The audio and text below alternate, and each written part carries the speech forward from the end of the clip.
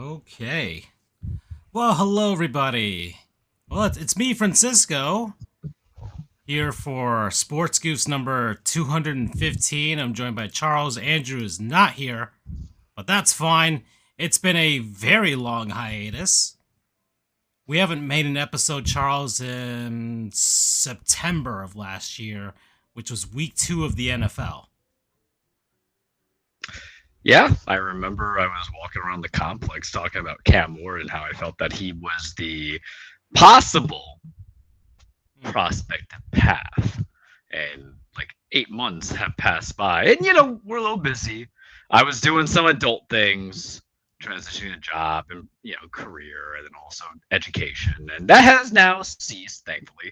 The job's still good, everybody, but I don't have to be a student anymore on online classes. God bless adjunct professors. So now I'm more available for Francisco in the show, and then Andrew's Andrew. He does his own thing. But I got to tell you, I was kind of missing out on it. I feel like the hobbies that I have aren't really real hobbies.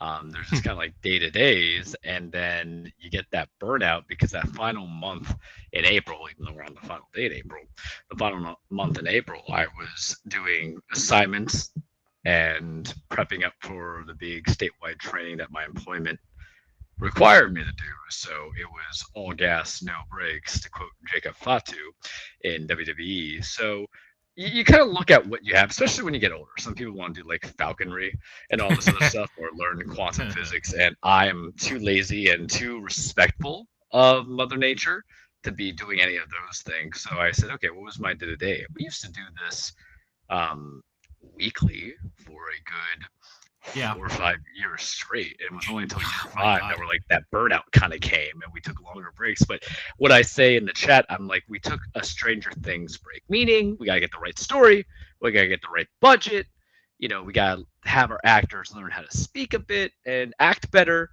That's something that happened over break. I watched the Stranger Things finale, go figure. So now we're back.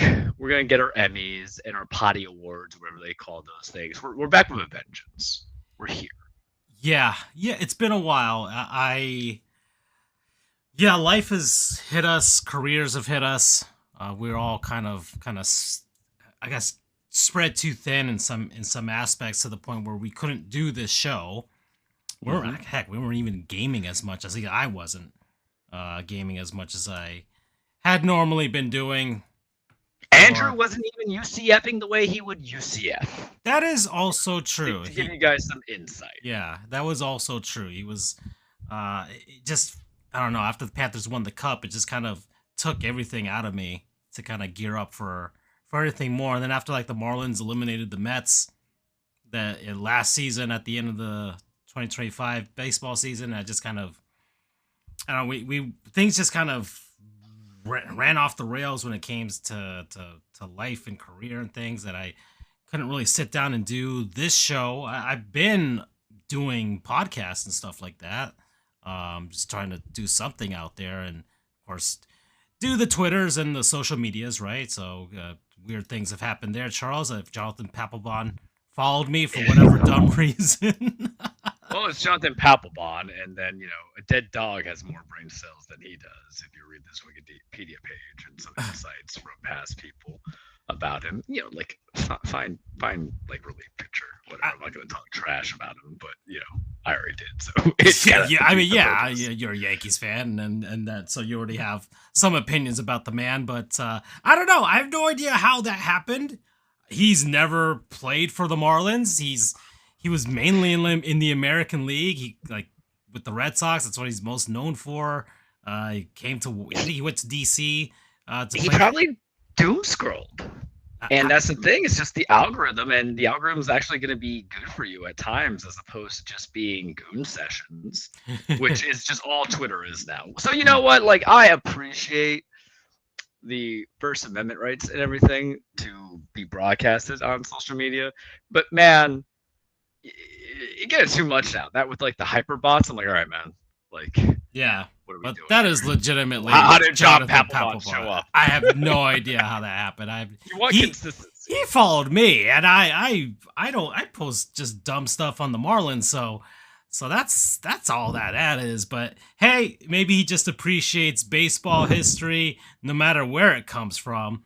But I don't think I've made a single post about him in any sort of way, not even like a clip I mean, of like a it was guy worth getting at a least hit a off cup of him or coffee, something. right? I don't know. Yeah, But and it's just it's not that he's remote from our time. He's relevant even to modern day Red Sox fans. It's just it's yeah, weird because there's no Marlin Red Sox interplay. There never has been. Not even a brawl or anything that I can think of. yeah. They never played each other in the World Our Series or only anything like major that. connection is like Mike Lowell and Handy Yeah, Ramirez. yeah. But I mean, well, it could also, if I had to theorize, it could be mostly because of how sometimes Twitter will also retrograde some stuff Mm. and apply some things. So maybe he just kind of caught it. I don't know. Or it could be the fact that you're followed by some big names on Twitter. Follow Yeah. him on the Twitter. Follow us on the show sports_goofs, FJOJR Jr., Dan Frijoles, Charles the True, Marlins historian, Panthers historian, Mm. all that Mm-hmm. fun stuff. So that's probably what happened. I don't know. I can never understand the algorithms because it's wrestling, video games, and then just like goon sessions. Yeah. Unwanting, or undesired goon sessions, but appreciated all the same. And then just weird bots. We do a lot of clickbaiting too. I want people to give me the complete answers to what they're trying to say. Come on, you have like all these characters now. Yeah. Well, this show is very open ended because we have like several months worth of stuff to talk about. I opened the show. We're also a variety show, everybody. We and evolved. that is also true. But I opened the show with the soundtrack for Super Mario Galaxy and 1 and 2. Okay. And the cover for this episode as well is cover from the Mario Galaxy movie poster. So I think it's relevant because I saw the movie this past weekend, Charles. Let's talk about it. Yeah, so Mario Galaxy movie, it's Illumination. So if you're looking for quality animation as far as storyline and things like that, you're not gonna find it here. That's Illumination is just pumping stuff out, and that's just they just know how to make money by appealing to the mainstream as hard as possible, and that's what they do. But the animation is quality, right? There's not it's you cannot say that the Mario Galaxy movie was not well made in the sense of visually, audioly, all of that aspect. It was a very well put together movie. There was some actual love and care. Just if you're a Nintendo fan and a video game fan, looking at how much they tried to reference a lot of things, but the Mario Galaxy movie was a lot in one 90-minute package. It just didn't stop at any point. You didn't really have much time to breathe during the actual runtime of the movie because it just begins with action pretty quickly into the movie, and it doesn't really stop until the end. And look, I guess if you try to make it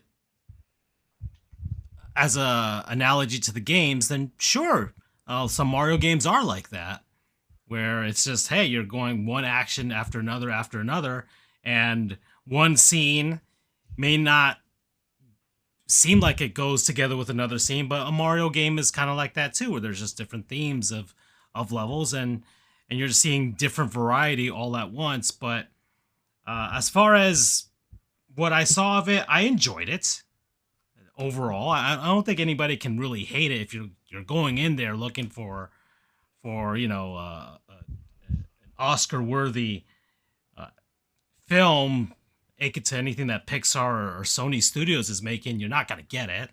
You're not getting that from Illumination. They're never gonna make, at least right now, it doesn't seem like they're ever going to make a movie that's going to be worthy of a Best Animated Film nomination right now.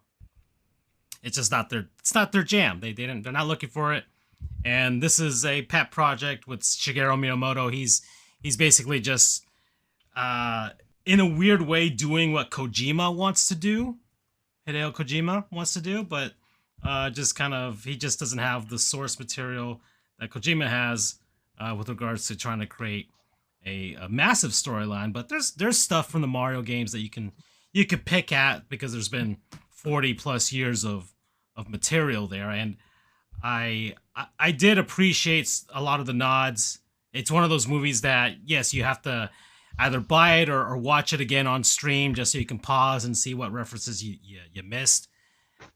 But for the most part, I enjoyed it. But how about you, Charles? I think I told you it's a 90-minute sugar rush of a film, and that's fine because you can't read into critics. And my buddy, he was like, it's fine. Mario games don't have that kind of substance. The first movie had some substance, but it's easy to kind of do that when you have an intro. I think every video game movie, if they did like everybody, saga-wise, in Nintendo, is going to look kind of clean as having some substance because you're doing intros, so you have to explain the generic lore, especially since those Mario games or the Nintendo games were not text-heavy coming into it. When you get to a sequel, it's like you have to kind of figure out if you've actually played the games. Forget being a purist. What do you want to watch? Do you want to watch a 90-minute film about Mario going to Casa del Fin or whatever it's called, and then we get the intro of Bowser Jr. and just follow that beat to expand on a game that you played that wasn't text or story based aside from the bullet points? Because that's what the Mario games are.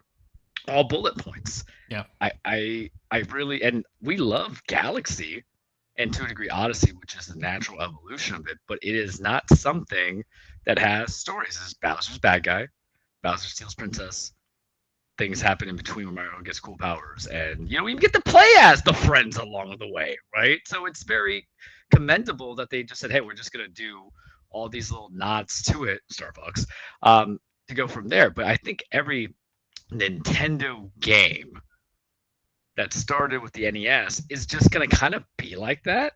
And you're going for Illumination that's very much of like, they know how to make stuff cute, right? They know how to make things cute. And I had some people that were complaining like, oh, it didn't really feel like a Mario movie. It's not. It's a Bowser Jr. movie. If there's any substance about a father and son, and the son doesn't want the father to change because he likes his dad who he is, that's really what it is. But it doesn't take a PhD to interpret that. That's just they were giving it in front of you. It was just different because like, oh, Bowser's the bad guy. Whereas I would have been that person who's like, where's Bowser's mama? I think the only disappointment from it, which is well deserved, is like you call it Mario Galaxy, but Rosalina's not really in it. And for like the two people who didn't watch the movie, I'm not going to spoil, but you bridged a gap. All right, let's see if we can get it back, Charles. Okay, I brought everything back in here. Let's continue it. Yeah. We lost it there for a bit. I don't know. The program crashed on me. I was trying to do 10 different things at once in the background, and let me just make sure. Oh yeah. We're back. We are back. Okay. So. But to summarize, or to continue on for where I left off on that, I didn't care for the reveal of it. It's just how do you incorporate Rosalina? But when you look at the first movie did a lot what the second movie did, which was just like bring in a whole bunch of like bridging series or games in the series. They even have Mario Kart. They have Rainbow Road. Mm-hmm. So what else could you have done? And I gotta say, less is more with Mario in those movies because Chris Pratt doesn't really do it for me. He did like an admirable job in the first one, or admirable job in the first one, but the second one he was barely there for me to kind of care, which is good.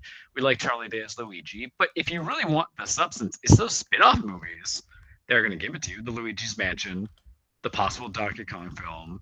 We're never going to get Metroid because they can't even like advertise. I mean, Nintendo's there's rumors that Nintendo's pitching a Metroid film, anyways, right now. Yeah, but like I don't think you're going to like you're not going to get like an Illumination. Oh no! And then somehow it'll be a separate thing, I guess, like the way the Zelda movie is right now. That still makes no sense to me because it's not that Zelda has good or bad lore. It is not a series lore because every story is like an Elsewhere story for anybody who's read comics. That's legitimately like what it is that there's hardly any interconnected stuff unless you subscribe to the theory that every 100 years or 200 years there's a Zelda, a Ganon or Ganondorf, and then some weirdo named Link who doesn't talk, right? And then the Triforce comes in. That's really like your only connection of the series because it doesn't offspring into anything. I think for yeah, you have some that have sequels. It's debatable, even if Tears of the Kingdom is a legitimate sequel to Breath of the Wild, and that's why it's really important to play those Age of games because they kind of confirm some things that may or may not, like parallel universes. They exist. Is Nintendo like breaking my brain a bit? I also just don't think Zelda's gonna translate well because you don't really have like you have a strong villain in Ganondorf, but you're gonna have to really like put that origin story on him to be the driving force. You know what I mean? And because that's how movies are, it's an archetype. Whereas, and it's so funny because Breath of the Wild and Tears of the Kingdom, they disregard, or at least Breath of the Wild disregards your villain because they say, "Hey, sandbox exploration." I mean, the two latest Zelda games, the two main ones. Literally, the game starts and then their main mission is kill Ganondorf. It's like, okay, or destroy Ganondorf. Yeah, and it's like, all right, now you're off to your own devices and you figure out a way to get there without any storyline coming into it. They have points, of course. We have to look for the memory points and stuff like that during the game where you can kind of see flashbacks. But even then, those only last for about like a minute, maybe. Yeah, cup of coffee. Yeah, everything else you're just kind of gleaning off of the environment, and you have to watch like YouTube videos just to see what the lore really is for the game. And yeah, the Age of games, the Hyrule Warriors, open up actual storylines there for the most part. But yeah, the Zelda's hard. Depends on how they set this up because I find it difficult to do that in one solo movie. If you're trying to set up all these characters, I mean, maybe you can, but I don't know if they want it to just be a solo project or if they're trying to set it up for at least one more sequel, trying to do like a Lord of the Rings mini trilogy there. It's so tough to even kind of like, if I had to write it, and thankfully I'm not tasked with that job because of all Nintendo IP properties, Zelda would never get made. Love the series. I would never have commissioned anything to be done. And the difficulty is like Zelda is generational since everybody latches on to certain stuff. But aside from Wind Waker, which I'm fond of, I wouldn't like adapt any of those things. Whereas the Mario movies are like, okay, we're just gonna canon everything as much as we can, and you do what you want with it. Sure, you wouldn't even see a damn ocarina on Link. You know what I mean? If anything, you could steal it from one because one's not a story. One's very simple: princess in trouble, evil spirit, go get her. And that's how you kind of do it. So it's better to do that. But then you fall into the trope, which scares me a bit because Zelda's a very tropish game. When it comes to story, is that like a warrior of destiny or the hero's journey, a princess who supports? It's a shonen manga without any of the fun stuff that comes in, and I think we're kind of burnt out on that too because of how the comic book movies did it. Majority DC, MCU, and then DC, and now you're gonna get that in gaming. Whereas I want the fun Fox pilot who's gonna go amongst the circuits in the galaxy as a mercenary, where everybody thought he was just a pilot. Like, no, he's a mercenary. Y'all forget about that. Or I'll take a DK movie. That would be fun. You already kind of laid the groundwork on that a bit because of who you can cross promote. Or if I had to go into like the Rolodex of Nintendo movies, like I think a Metroid live action makes sense if you just make it like a survival horror PG wise or PG-13, which is doable. Just don't like show gore and gooning stuff. But if you didn't do that, I really think aside from Star Fox and Metroid, if I had to look at the Rolodex of people or characters, I would never have touched the Legend of Zelda series whatsoever to even go from it. And I kind of like thinking about it is like, what's the other ones that would kind of work? And you just relate to Smash, but like You don't want to do Kirby actually has had like television I mean, shows. yeah, Kirby already You had a don't forget that. TV show, so you've Yeah. already kind of. But And once again, Kirby doesn't have. Kirby has a story, but it's he's a fat actually demigod. no. In all There honesty, you go. Kirby's some of Kirby's games actually have more of a hook than some Mario games actually. Legitimately, the Forgotten Lands Yeah, is a good playthrough. Like everything, and Return to Dreamland. Like there's actually legitimate content in there that you can build with. And I'm people are gonna laugh at me, but if you want to do an Illumination style movie, and I say this only because I know they released that Goat movie that's like created with like Steph Curry, you could do a Punch Out movie, Illumination style. I mean, there's just say he's already hinted. Yeah, they already. And I would kind of watch it. Yeah. There's several Smash Brothers esque I'm looking at the right now. 1 second. Let's turn off this blending here. So yeah, I'm just going through this list of Smash Brothers series. Obviously, we're in the Mario one. Yes, you can do a DK because you kind of set up this character already, and he's kind of fun and all that stuff. So you can do that. They're making a Zelda movie. They're already filming it. Live action, so weird. It's live action. Budget We'll see how they do with it. There was one image of Link that looked pretty cool with the cape on, or something like that. So that's fine, and we kind of seen that in the Breath of the Wild games. A Metroid series is, man, makes sense, right? Makes too much sense. One movie. So yeah, we'll see. Now that. I mean, you don't even really need Donald Glover to do Yoshi stuff, but I don't know how much you can do Yoshi on his own. You can't, but it's okay. Unless there's just a bunch of other Yoshis and they're all just saying Yoshi to each other. But we've got Kirby, already had a TV series, but you can always bring him back to do stuff. And the Mario Galaxy movie kind of hinted at basically like, hey, they're in the galaxy and there's a lot of these characters that just travel into space for whatever reason. So that all makes sense that Kirby would be in this. We already got Fox and the post-credit scene. No, we're just gonna. Which he was just perfect, by the way. Everything, and mind you, there hasn't been a Star Fox like anything blip in 11 years. Yeah, and they really like Glenn Powell nailed it for me. Even though I listed who I would want in there, and Ryan Gosling did show up in that name, just saying everybody. But like the demeanor, the attitude, the it's Han Solo basically, in the fun way. And I was like, yeah. And they even gave him like a 2-minute bit that explained this whole thing. And should they have like held it back? Maybe. But remember, when I saw this movie, I was stuck with also a bunch of kids in that theater. So you already know I had like a maker mark in me. I'm like, all right. But those kids were well behaved. Good on you, children in the theater, for not making me regret it. But I was the one like having a little bit of tears in my eyes. I welled up a bit, but they at least understood his character, because I think Mario's a hard character to kind of understand too. That's what the first movie was doing so much, to kind of build him to be different than what we knew. Well, just Italian plumbers who don't use that accent anymore. We're just trying to make a buck. So Fox has a very compelling background to go with it, and his games have all kind of fleshed that out from the beginning. It's like, oh yeah, your dad died, and all these other things, and then I'll even take Dinosaur Planet. There's literally a Star Fox Command DS game that has several branching paths and storylines that like several different types of endings that you can get in that game alone. So they have fleshed out this Fox series where it's like, yeah, you could make a TV series on Peacock for that. I mean, you technically could. You could spread that out. It's a space opera.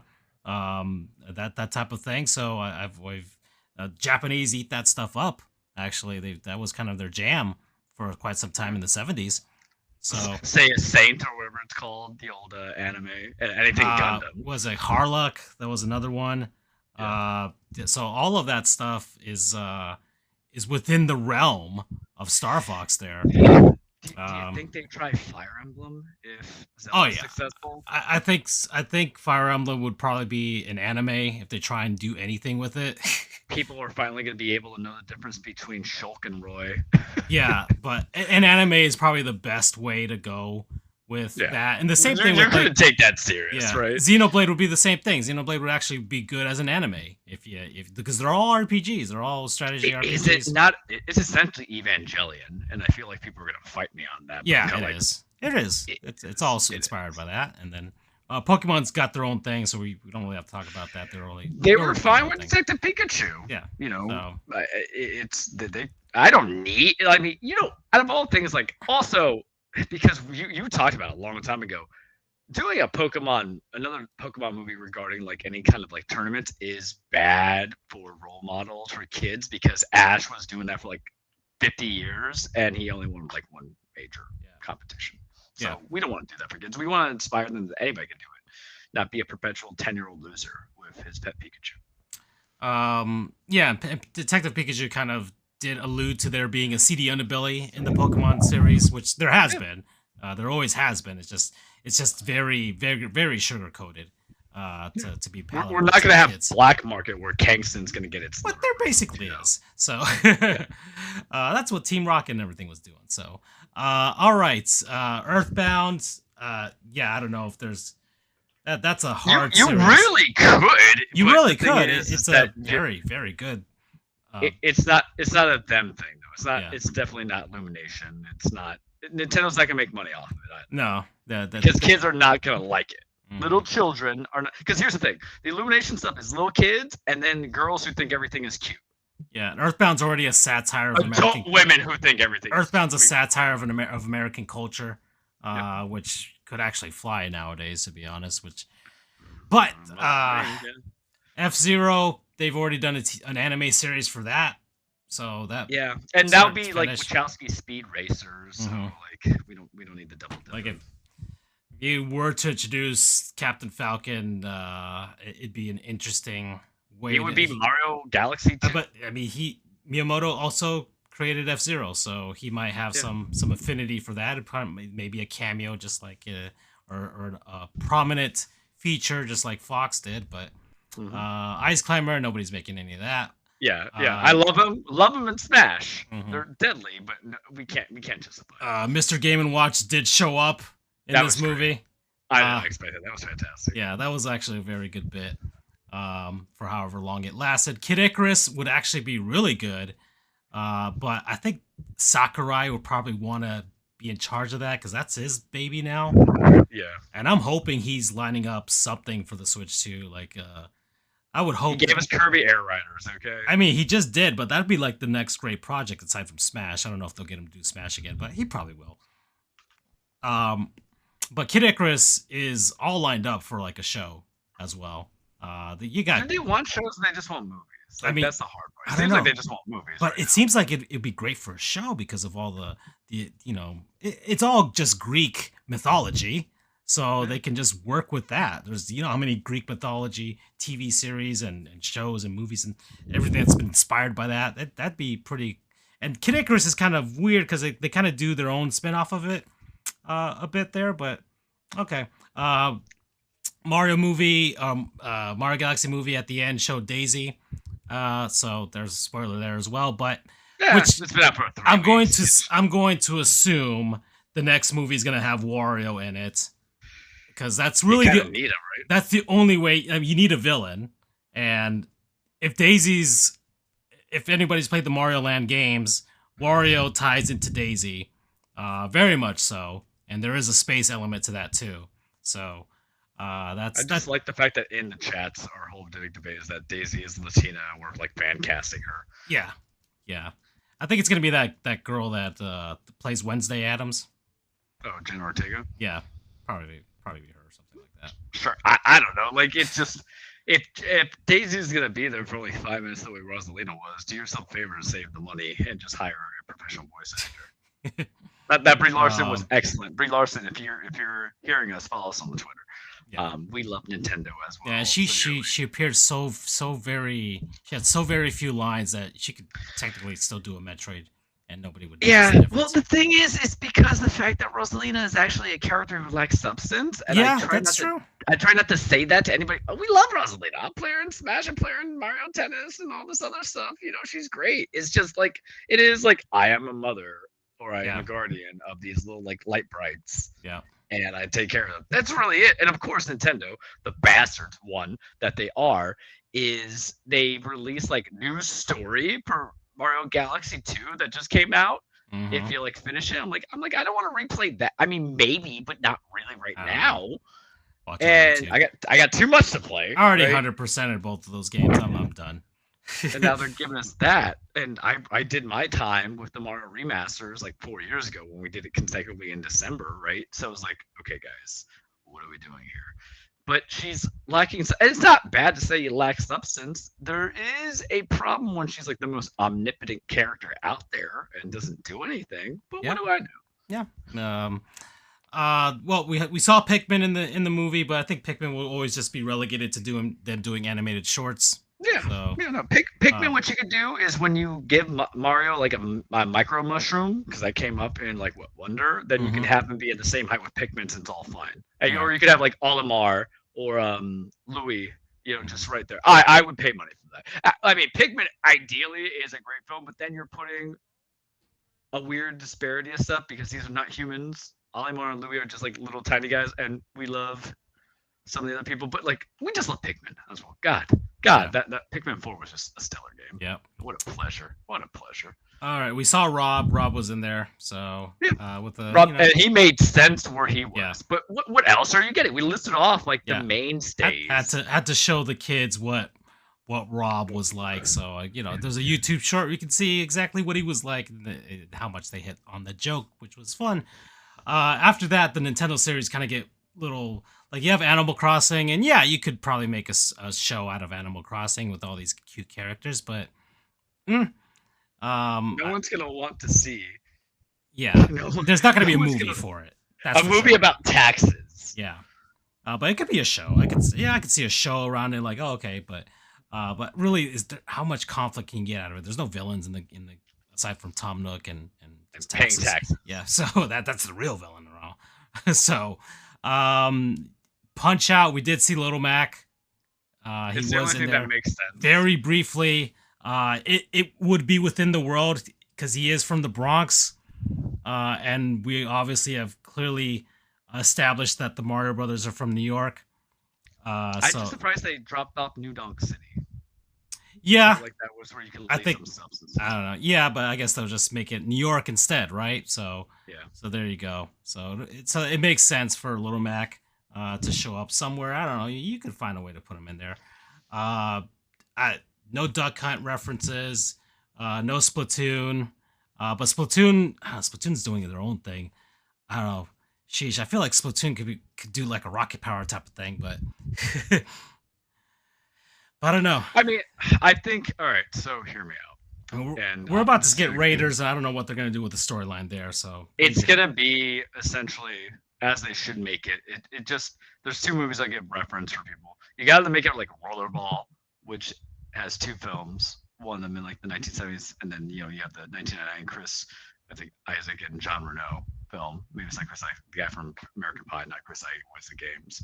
Or if he's on Alita Battle Angel and that little sports game in the movie, like that's how you just make it about building into it. Yeah. Like make it like tournament type of thing. Yeah, make it legitimately like an esports game. Yeah. You're gonna make money. You're gonna make it money.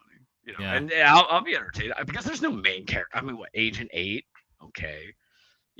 But there's IP, but it's stuff that I don't need either because I just rather.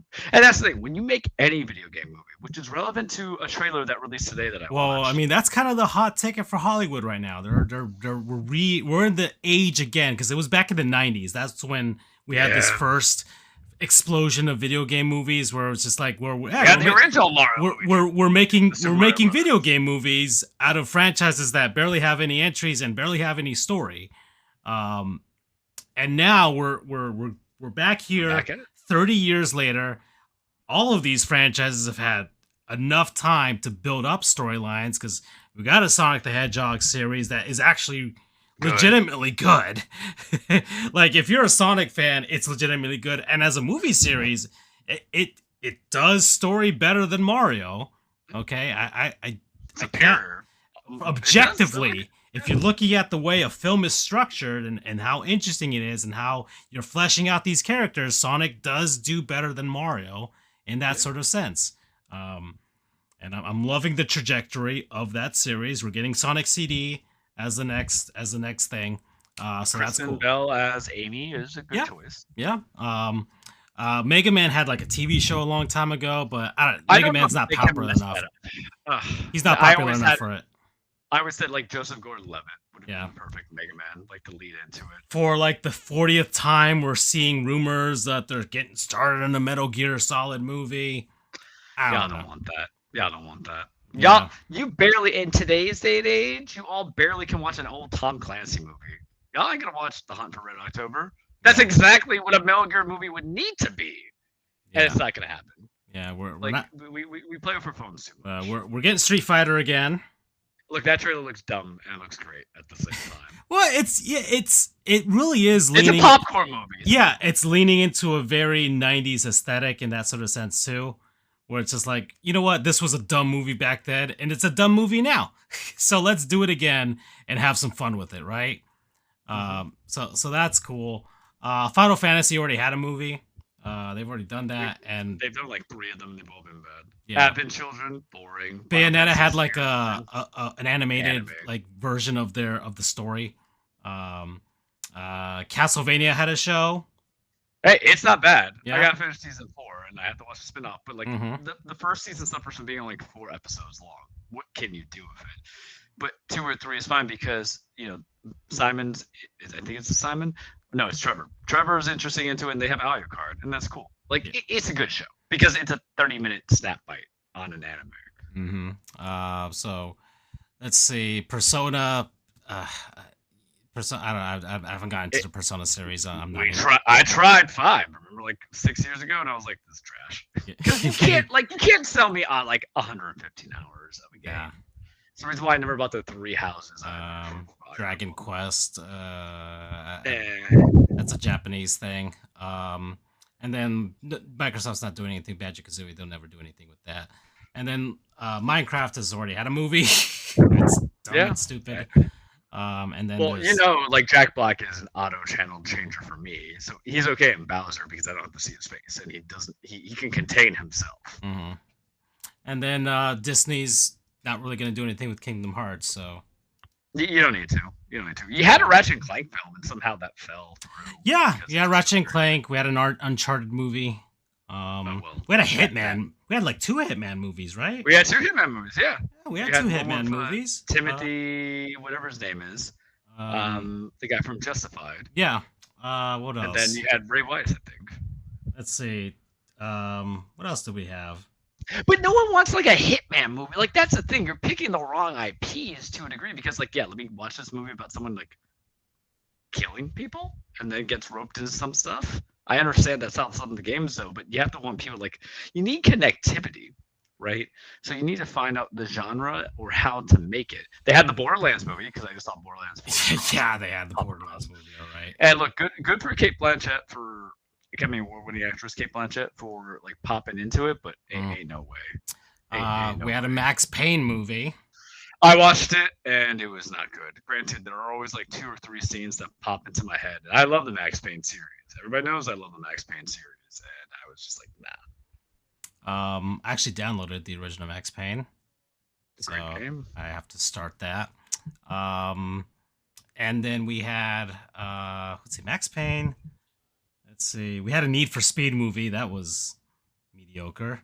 Oh my god, that was like 10 years ago, right? With Aaron Paul. Yeah. No one wants a Need for Speed. Yeah, we had a Need for Speed movie. We had let's see. Man, I'm trying to think of other game series that. You see, it's a variety show. There was a Doom movie with The Rock in it. There was, and he has the BFG, and it's like, look at this. Oh, we forget the one that nobody watched except for like 5 people. The Warhammer movie. Oh, and well, the Chinese watched that one, actually, Charles. Yeah. Not us. The Chinese were the ones that watched that one.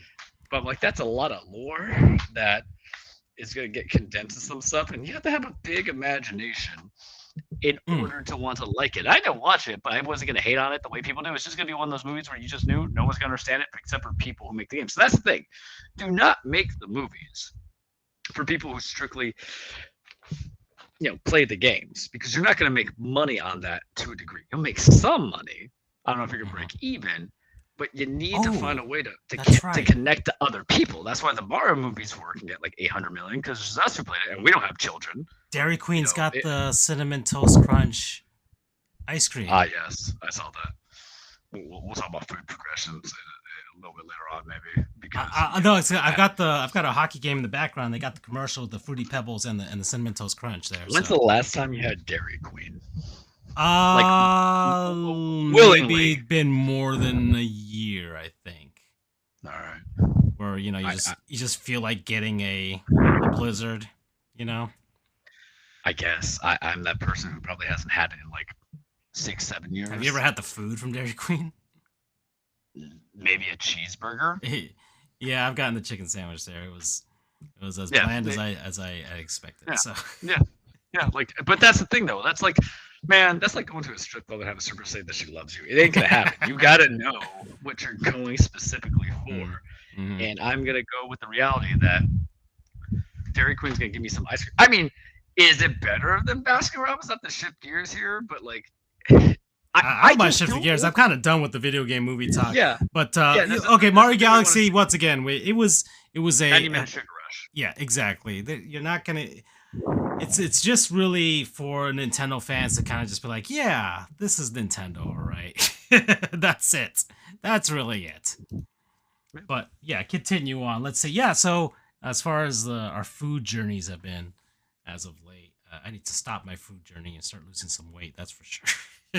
Yeah, and you know me, I don't eat enough. You know, Mm. that's why we went to Ideal Nutrition, to get some food into me. It's just like, so here's my problem with ice cream, right? Mm. With Jeremiah's, with Rita's, with Baskin Robbins, and with Cold Stone. The amount that you're making me kill wins as well, the amount that you're making me pay for it. And I always think with my stomach, but I also think with my wallet too. When it comes to food, at least, you know, I do not discriminate. I I could buy a whole damn tub. I'm not counting damn as a curse word here because you know I don't know gallons or something. I'm a lawyer. I don't know. I could buy a whole damn tub for the amount they're asking me to pay for a medium or for like a large. You know what I mean? Of ice cream. And you gotta stand on some kind of principle, gang.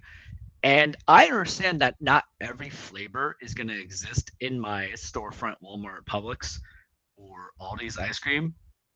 But for $6, I can get like almost like a gallon of ice cream versus like the $10 so I can have chocolate mousse fudge sundae kind of shit, one, two, from those listed places. And I don't think they taste better.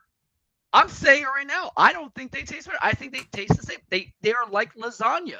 You can go to the Italian joint and order lasagna, or you can get the $10 or $11 Stouffer and then eat the same thing.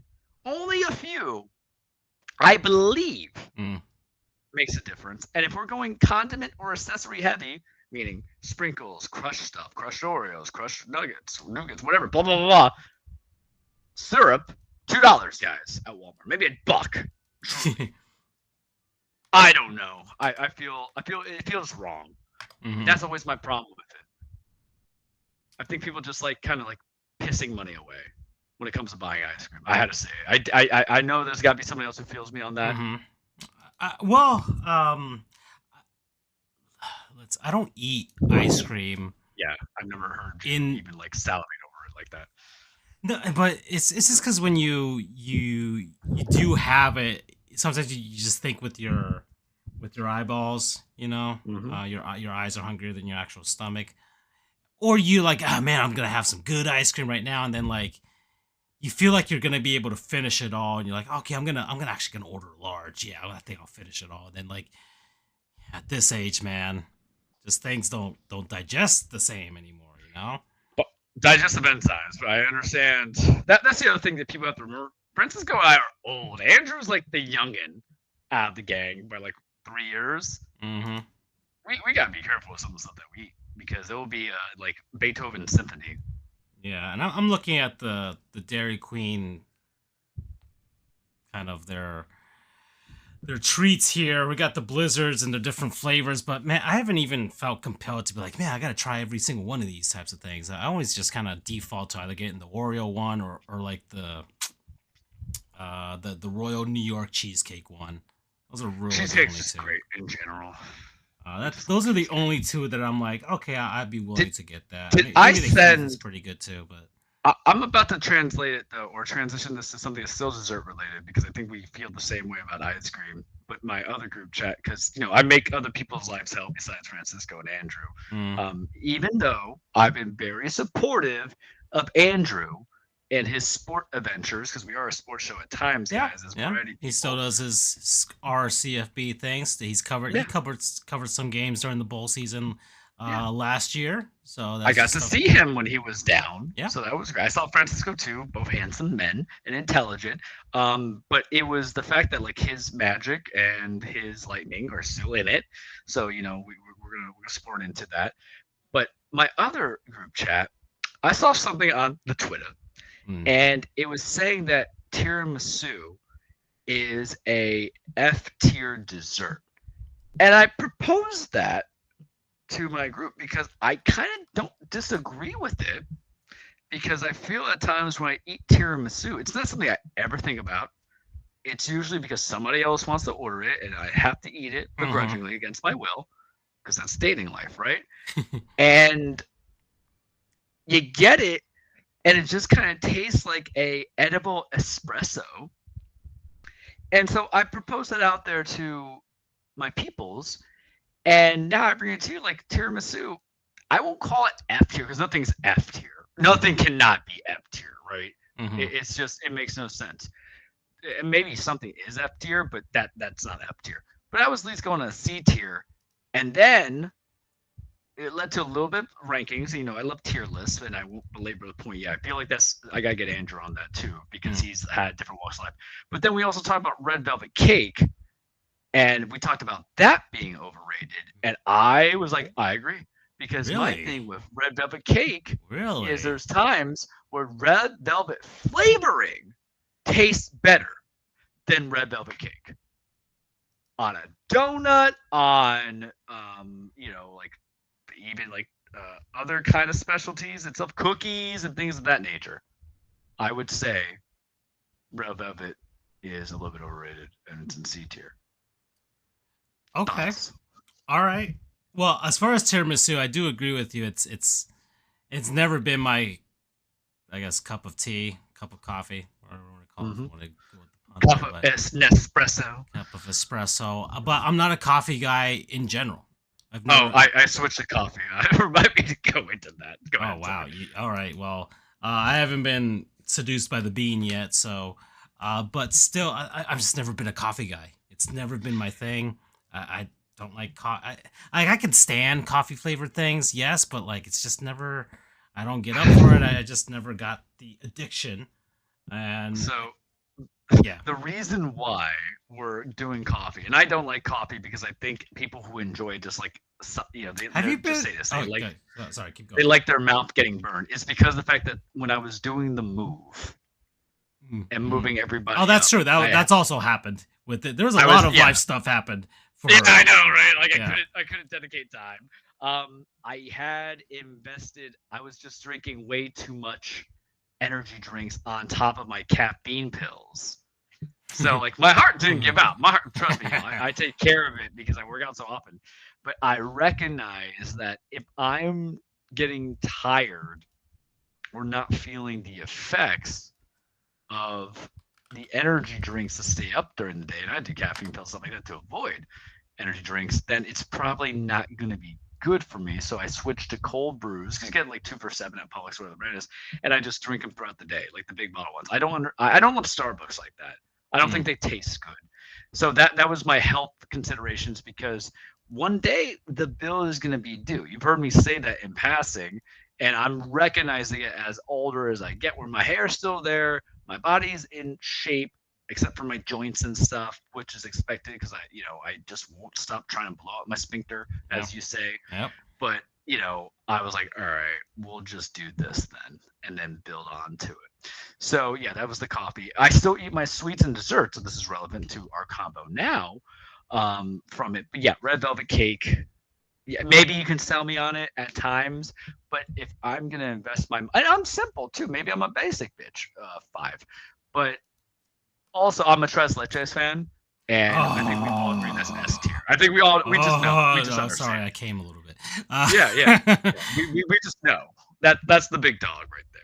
Yes. There's cuatro leches, but no, the cuatro, no, that's because it has caramel and all that stuff in it. It's not really my thing. Andrew was the one that couldn't get the tres leches, I think, right? Like I remember just a conversation he didn't see the hype, or maybe I have to go back. I don't know, man. I don't know where he had his because like Publix sells tres leches.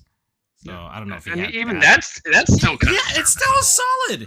I haven't had a bad tres leches in my life. Remember, there was literally a place called Tres Leches Factory where I worked in Miami, like right down the road, and that was like I only went there once, actually twice. I've only been there twice. The fact that I only went there twice is a massive testament of my will, because I would have gone every day. Because that's heaven right there. No, Tres Leches is literally the best dessert of all time for me. It doesn't, you can't beat it. It doesn't compare to everything. It has everything that you would want. Like if you're lactose intolerant, I'm sorry that you. I mean, but take some pills. Intolerant people still take eat some it anyway. pills. Yeah, take some pills. All right, you won't fart out as much, with that. So, but still, it just has. You can have it with or without the icing on there. It's some places that make it really good. They make sure that the icing doesn't overtake the actual taste of the milk itself. Because sometimes there's some places where they put a little too much sugar in that icing and it overpowers. Like, no, that has to be a little bit more mild, because the real star of the show is the liquid.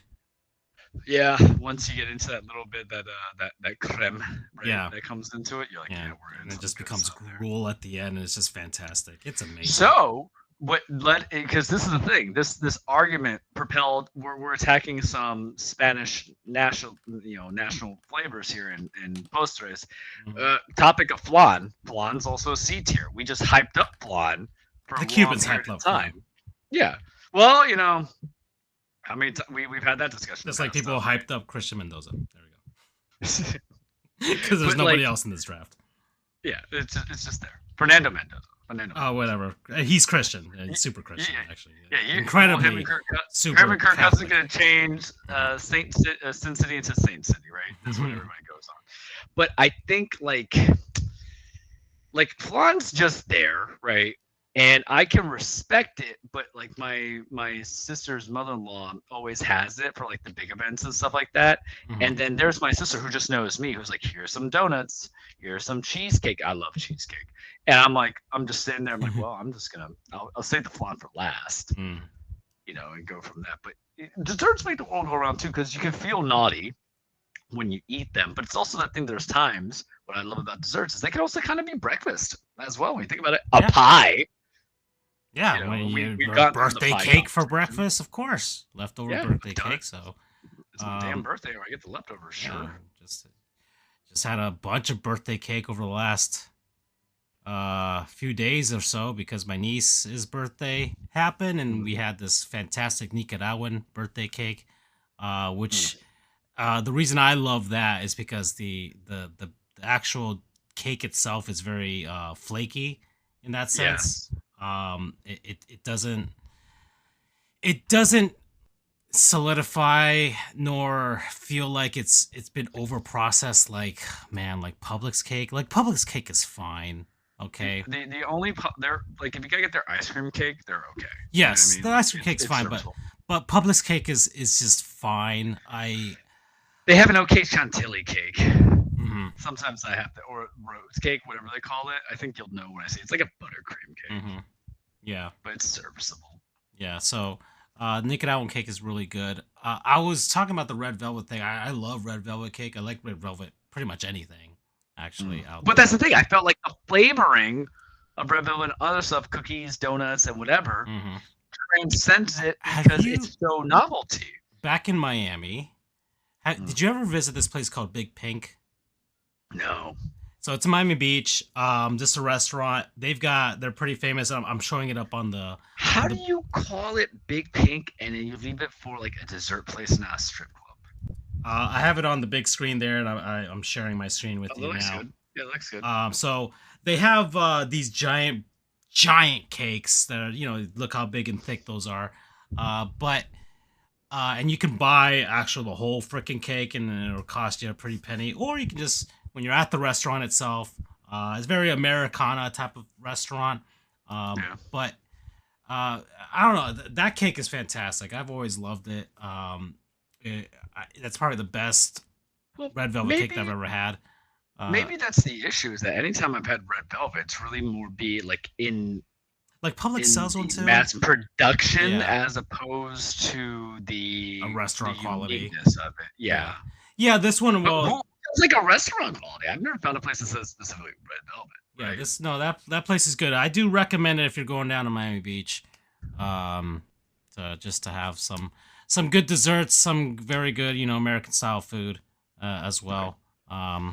So it's just it's across the street from like a nightclub and stuff like that down there in Miami Beach. But I've been there a few times. It's pretty good. So makes me miss Miami. That's for sure. Yeah. All right.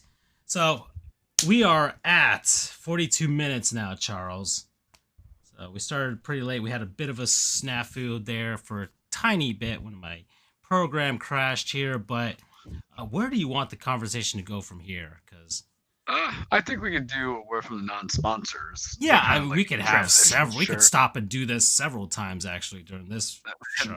That requires us having to remember, right? Because the thing is, just because we were off line for about 9 months doesn't mean we didn't keep on getting on, right? Mm-hmm. So that might be. I guess we'll just do a larger segment of non-sponsors, like what are the things that you've been doing in the last 8 months, and then we'll end it with like sports, I think, or gaming. I guess I don't know if it's too late to talk about certain stuff, but we know how to break this. We're professionals. Haven't really touched on sports much yet, anyways, but we'll get to that eventually. Plus, Andrew's not here for some of that too. But all right, I'll start with mine just to start here. Because this was something that I got into for quite a bit now, and I can kind of see how people can kind of go through waves of this. But I'm going to non-sponsor right now Oasis for Windows Mixed Reality mod here for the Oasis driver for Steam. Okay. Because it actually unlocked the potential for a lot of people to do VR, virtual reality, on their PCs on the cheap. Okay? And that's the reason why I am non-sponsoring this. Because, Charles, I've been on the fence for VR for quite a bit now. I've always had the intention to do it because ever since the Wii, I love the Wii. That's my favorite video game console of all time. I love the motion controls. I couldn't get enough of motion control gaming. The fact that it basically didn't see much life outside of the Wii U past that. Like, we still have it, like the PS5 controller, the Switch, and Switch 2 have some stuff with, but it's not the same. It's not on that same level. And then VR just started to kind of get slightly better and better year by year, to a point where now it's okay, right?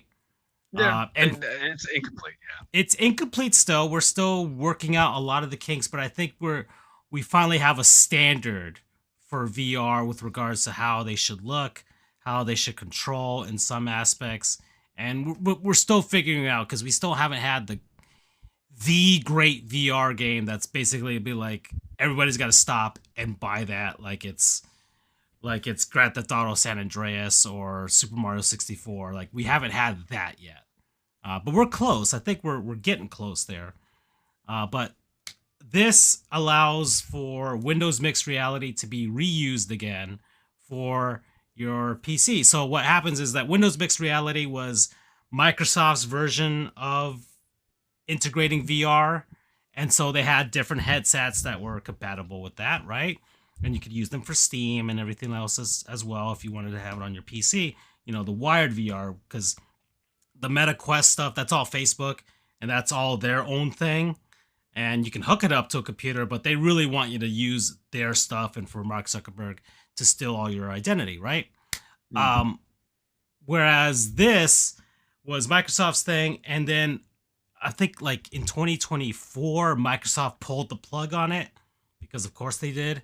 Because that's what they do too, as well, along with Google. So a lot of people bought these VR headsets that are basically just trash now. They're sitting there, they're perfectly good, they work, but they cannot use them. Then this guy that literally works at Microsoft, just took it upon himself to do it on his own and create a driver that would be able to unlock all of these headsets so you could use it with Windows again. And so when I saw this happen, I don't know, I just saw it on Twitter and it just kind of followed it from there. I saw, oh, I could get a pretty cheap headset for like $100 or so and kind of just dip my toes into VR, because everything else out there is at least $300, Charles, at least. Yeah. And that was before all of the, the shortages, before the inflation, right? Before the tariffs. It was 300 and up. And if you wanted anything actually good, you probably had to pay like $1,000 at least. Gaming is an expensive hobby. It's just like Magic the Gathering. So I bought a Samsung headset, and I researched which one was like the best out of all of them to be okay. And like the Samsung headset had an OLED screen, which was like, okay, I want that, right? Because Charles is the number one proponent of OLED. The black is the blacks, the white is the whites. So I was looking for something like that because everything else was kind of like an LCD screen or LED screen, and just there's plenty of websites out there that can kind of tell you what is good for what and what your price range is. So I bought something off of Goodwill as well, which was also a gamble, but apparently what I bought seemed like it just somebody found it. Well, oh, we gotta interrupt that real quick. You're the only one who has luck with Goodwill. Oh yeah, that's right. Andrew went through a whole journey over that. I'll get to that actually after this, but so I bought it off Goodwill. It seemed like it just fell off the back of a truck and someone just gave it to Goodwill because that thing was pristine. Okay, came with the controllers, the power, everything else. Hooked it up, put on this program, and it just worked. Okay. It was not owned by a 10-year-old. It just, no, it did not. It wasn't dropped. It just worked. And I'm like, oh, okay. And there's a lot of little free to play stuff that you can kind of dip your toes into. That's, Valve came out with and all that stuff. Okay, cool. Let's go. All right, Lord Gaben, I see what you're doing here. But then like I'm like, okay, I actually want to buy a game. And I bought Job Simulator because that's always one of those games that you see on YouTube and people playing. It looks fun, and it was fun. I'm like, all right, let's keep going. Bought Batman Arkham VR, okay, which is fun for like a couple hours for however much you can get that as a prequel to Arkham Knight, actually. So there's that. There was I bought Serious Sam the trilogy. So yeah, Serious Sam is like in that era of like Duke Nukem, just a bombastic character, right? And just a dumb game. I had it on my PC a long time ago on like a CD, and it's just a really stupid game where you just time travel back to ancient Egypt and fight aliens and monsters. And I played it in VR. I'd beaten it a long time ago. I'm like, and it was just a fun experience. I had so much fun with it. And I can't wait to play the second and third one, actually. And then the pinnacle of all this, Charles, was I finally was able to play Half-Life 2. Mm-hmm. I hadn't. We all know the legacy of Half-Life 2. It's one of the seminal games out there, right? For a gaming resume. Like if you consider yourself a video game player and you want to say I'm a well-rounded person and I've dabbled in the classics, you have to play Half-Life 2. And I'd never done it. I've had this PC since I've had a gaming PC since 2020, And throughout all of that time frame, didn't play Half-Life 2. I played Half-Life 1, got through that, but then Half-Life 2 I just hadn't gotten to. But then I saw there was a VR mod for it, and I'm like, and then Lord Gaben blessed us by giving it to me for free. Mm-hmm. You've been getting a lot of stuff for free lately. Well, it's called Franciscoing, where you kind of just wait for things to happen after a long time, and eventually you'll get it, right? So, yeah, that's fair. That's just what I'm doing. Is just I'm just waiting a long time. I'm like, I don't really need it right now, and then 5 years later, I finally get the game. So, Half-Life 2, fantastic. Started playing it, and it is an experience because it's a story driven game, right? And it has a lot of great physics and animation and just the gameplay alone is top tier. Every level is designed with care and purpose, and all of that with you being the main character and actually doing all the moves and having fun. It was great. I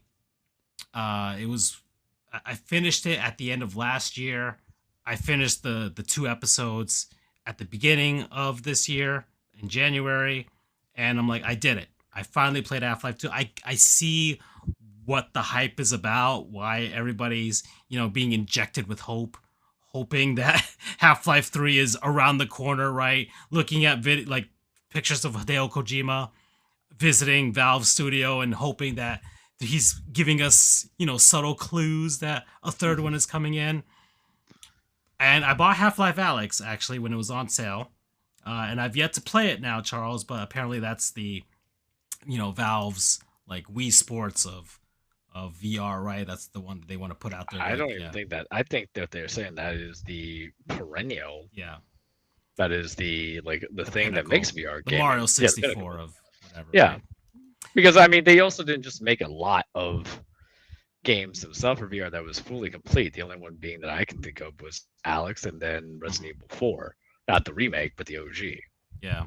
So I went through an entire journey, and I'll say this, VR, I guess it is not for everybody. I guess some people physically cannot do VR because their brains and their mind just can't handle it because their body just thinks that they're moving, then they throw up and everything like that. But I got used to it fairly quickly, and but it is tiring, right? I played Half-Life 2. I would play it for an hour or two straight without stopping, and then it's like, whoa. I had to kind of get my bearings once I took off the headset. So I went through a wave of that. After I had beaten it, it was just kind of I had this down period where I'm just like, that's enough of that. Okay? That's enough of that type of gaming. But it is super fun, and I think Oasis VR, if you're out there and you are just still on the fence, there's a ton of just old VR equipment out there that you can get on Goodwill or on eBay for pretty cheap. I bought a second headset because I gave the Samsung one to my sister for her kids over there to play on their gaming PCs, and I bought a different one called an HP Reverb G2 just because it has a higher resolution. Because that's really the name of the game now, is that VR screen needs to have some good high resolution imagery. Because if not, it's like you might as well play N64. Yeah, that's gonna be awful. Yeah. So mine is I think it has I think it has a 2K display. Yeah, that's fair. So, but split up, it's basically just 1080p, which is fine. I don't mind that, right? And 90 frames per second, and has this amazing sound quality because of the way they do sound on it. It's not actual headset. It's lifted just maybe half, just a few centimeters away from your ear, so it's not on top of it. So it feels like it's not even there. So you can't really tell what's real and what's not when it comes to the audio, especially if the audio quality is that good. Have Uh, you accidentally hit anything? uh, yeah, you kind of course, you do get to moments where you do accidentally hit some stuff, but at least the Steam VR has this like virtual fence that'll pop up, just like in blue that'll just start glowing when you start getting close to something because you have to lay out your playing space and Mhm. it'll create this virtual fence so that you know you're getting close to like smacking your TV or something like that. Um, but I have gotten to moments where I just like I forgot the orientation of where I was in time and space. But that was my thing. That was my big thing for about like 2 months actually, was just VR and just trying to play as much as possible. I still have a few VR games that I have in the backlog that I'm starting to kind of dabble again. I downloaded Half Life One VR just to see what Interesting. that was like a little bit. I'm like, okay, this is interesting. I already played with Half Life One already, but I am I just wanted to kind of get back into the flow of it. I'm like, okay, because I'm thinking, Charles, after I finish Death Stranding 2, Hmm. which honestly, the last time we were on this show, you reviewed. That's how long ago this was. Um, but in any case, after I finish Death Stranding 2, I think I might just go for Alex. So yeah, so Oasis VR, um, promo code, man, um, dog poop. Um, because the worst thing that happened, yes, you are people. You can legitimately get robbed while you're playing this stuff because you are so into the world and you don't hear anything. Because my dog had actually come into my room while I was playing and pooped on the floor, just like all over the place. And I didn't realize it was what was going on. I was playing Half Life 2. This was like at like 12 midnight, and I just started smelling something. I thought like my PC was starting like to get on fire because it smelled like a burnt smell. At first, I'm Yeah, like, oh shit, I've been playing this one. Oh shit, two. I've been playing this for like 3 hours straight. The PC probably just can't handle it anymore. I have to check my cooling system, and then I take off, and my dog's just all over the place, and I gotta. It was a mess. It was a mess. So there you go. that's hilarious. To ask me what I've been like the big ups in like 9 months worth is kind of tough because my brain is fried, right? I had a lot of transition within the last couple of months in a positive way. Obviously the last 9 months itself, and I won't go gaming because I know we're gonna, I haven't gamed as much, but I still gamed enough, from the 9 month span because we can talk about Switch Do all day, right? The PS5 games. But what I'll do is I'll kind of like highlight a place that I've eaten multiple times at because I think it's just like a decent deal. So I guess and recency bias comes into play a lot, but this is the one that only came into my mind if I had to say, hey, throughout that span of time, this is where I've been at, and that's been Bandoleros tacos, Hmm. and it's just because of the fact of what it gives you on like a Friday or Saturday night by me, and Right. it it has like on Fridays and Saturdays they'll do all you can eat tacos for like $20, All but they right. have Which good one? Oakland Park, Fort Lauderdale. uh Lauderdale, do the Lauderdale one. Yeah. All Yeah, right. because they're all under the same umbrella Yeah. Same of what they website. Here we play go. out. I got it here. But there's specials that they have, and then they'll do like $6 margaritas as well. And I've scaled back on my party going because everything's so expensive, guys.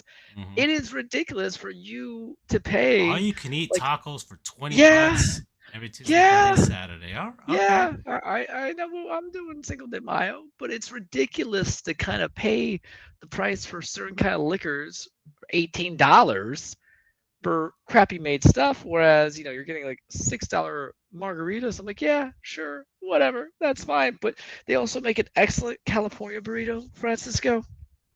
that for like $20. And for those who've never had a California burrito, it's like your typical burrito, but in it's gonna have like the French fries, and then everything else in the fixin' in there, and it just tastes good.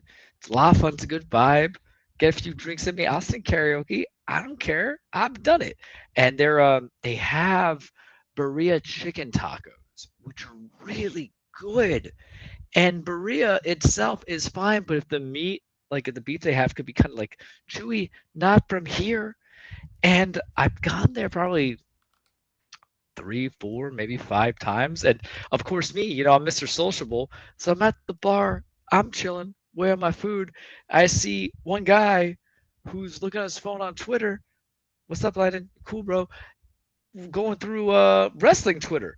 And he's from New York too. So we're just beefing up. I'm like, is that Randy Orton? He's like, yeah, it's Randy Orton. So we just be talking. And it feels welcoming. It feels like home to a degree.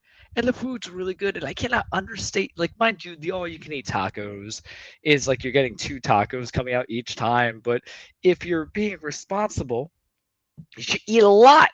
You should eat a lot. The quesadillas are good too for the appetizers. I haven't had the elote yet. I had their I think it was the tequeños, and those were pretty stellar.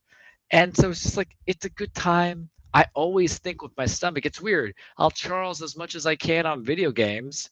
Won't catch me lacking. But when it comes to food, as long as it's good, I'm gonna eat that. I'm gonna eat that. And in my adventures as well with the new job, because I've been on the road once or twice here every day. Oh, I haven't had the churros too. So I'm Nutella. always, yeah, that could be dangerous. I'm always looking for like a good place to eat that I think is worth my time. Because when I was in Clearwater last week, a couple weeks ago, I was in Collier County in Naples. Shout out to Lulu's Kitchen. That was a damn good Cuban. You have these like fun places, but here it's like, okay, if I have my free time and I want to go out, I want to go do things, I'm hit up Bandoleros. So that's gonna be my non-spots. What comes to mind from like the last 8, 9 months. Good stuff, solid stuff. Promo code, tacos. Make it real simple. Yeah, it looks good.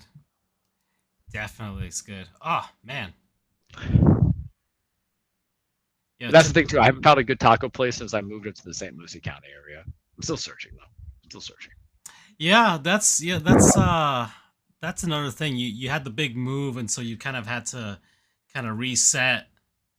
Finding a new barber is always tough too, and then I gotta find dry cleaners. But I think I found a barber. I think they might be sufficient. They didn't mess my stuff up by scalping my head, because it's very tough when I say don't touch anything on the top, take out the sides and the back, because it's the way I style my hair. But granted, I'm remote, so I don't have to be as flamboyant with my hairstyle anymore, even though I'm in person half the time.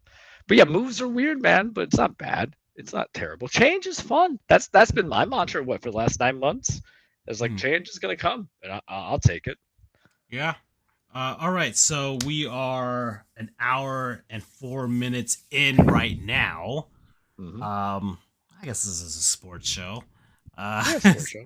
There's a lot to say, but it's a sports show. Man, a lot has happened, really. Football happened. A whole season went by. College football season went by. Does it make you laugh that you literally had the Super Bowl end 2 months ago, but all we care about is Mike Vrabel and just applauding him for coming back? So strong, Mike. So strong, Mike. Good on you. And look, I don't want to propel that gossip, but it's just funny that.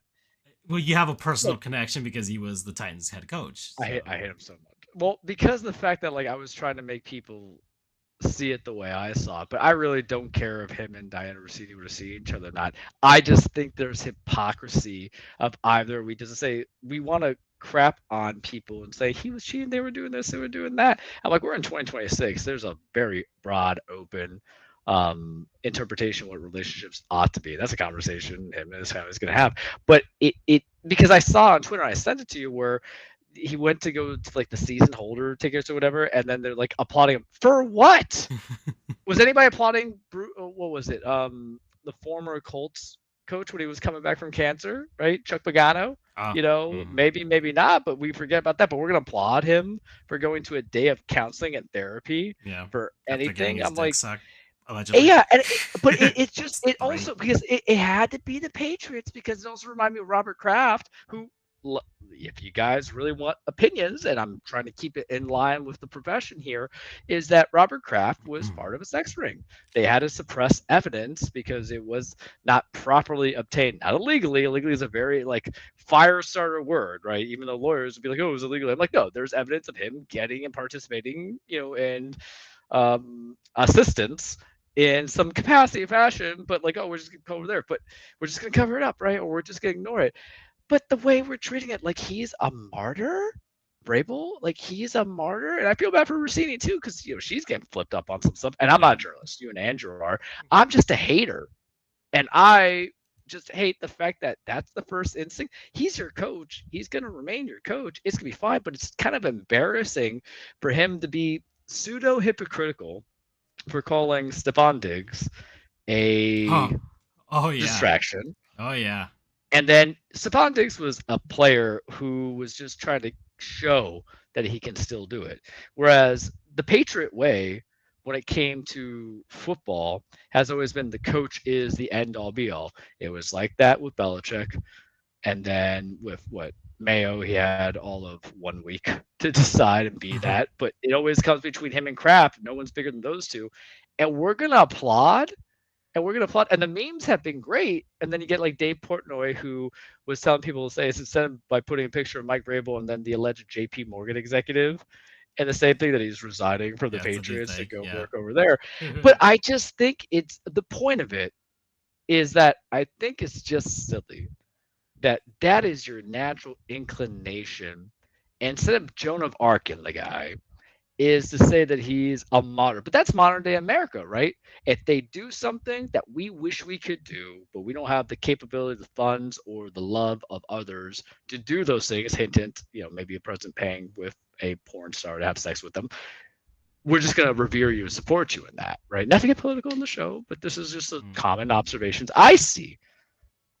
Also, because I'm a hater, and my friend Mike Grable, very much like a certain manager is no longer in Boston. Maybe they weren't good actually, and they got lucky. But continue, Francisco.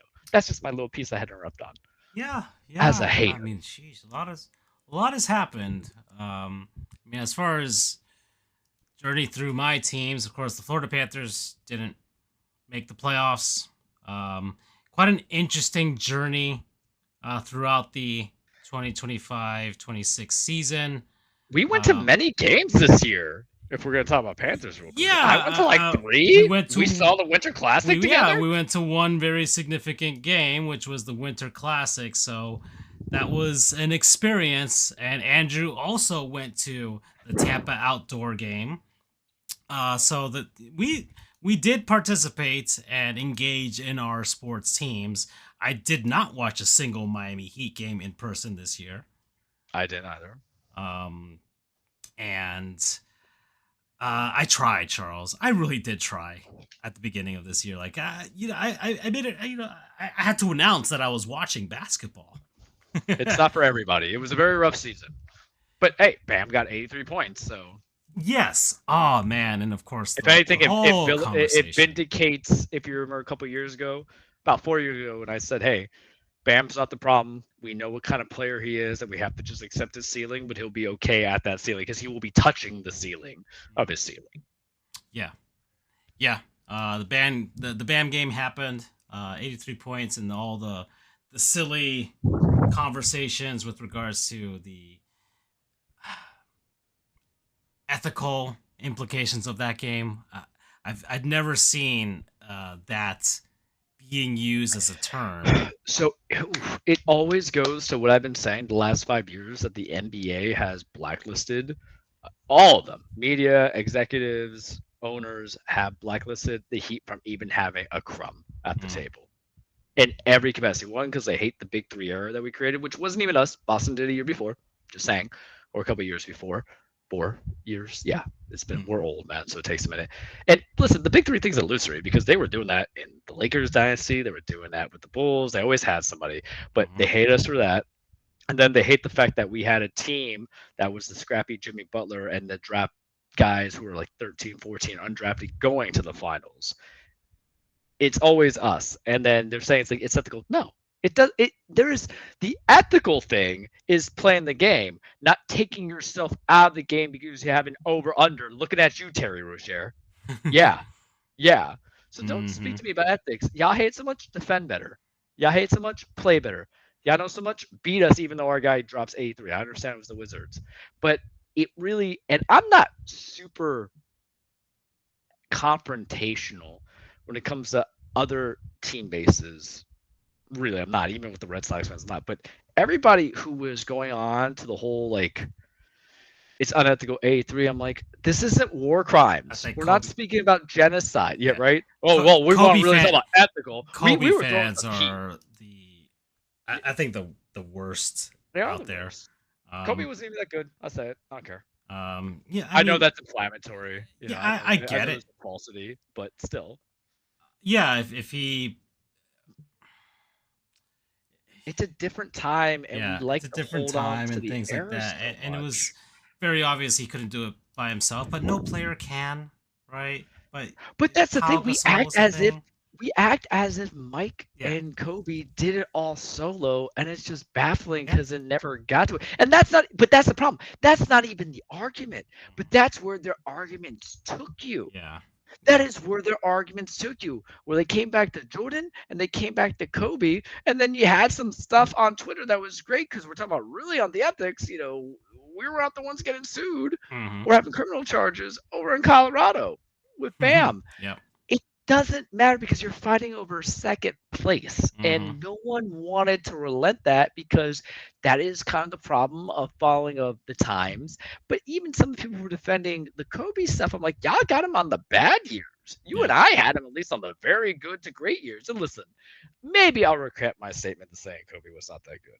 Maybe he was not that great of a human being. But as a basketball player, we know it was top tier. But they made it big, and they just couldn't bask in the moment that they got to see someone drop 83 points. Yeah, I think that was the thing that I think Dan Levitard even alluded to, with just that we don't really get to enjoy feats, or at least a lot of people don't really see it as an enjoyment of a feat, because I guess it's not their guy. Yeah, it's not their guy. Not the guy. They wanted SGA to do it. Yeah, and they needed, other young upstarts. Or there's like, oh, let's just leave it at Kobe, and like nobody knew if Will actually got 100 points because there's no actual footage of the 100-point game.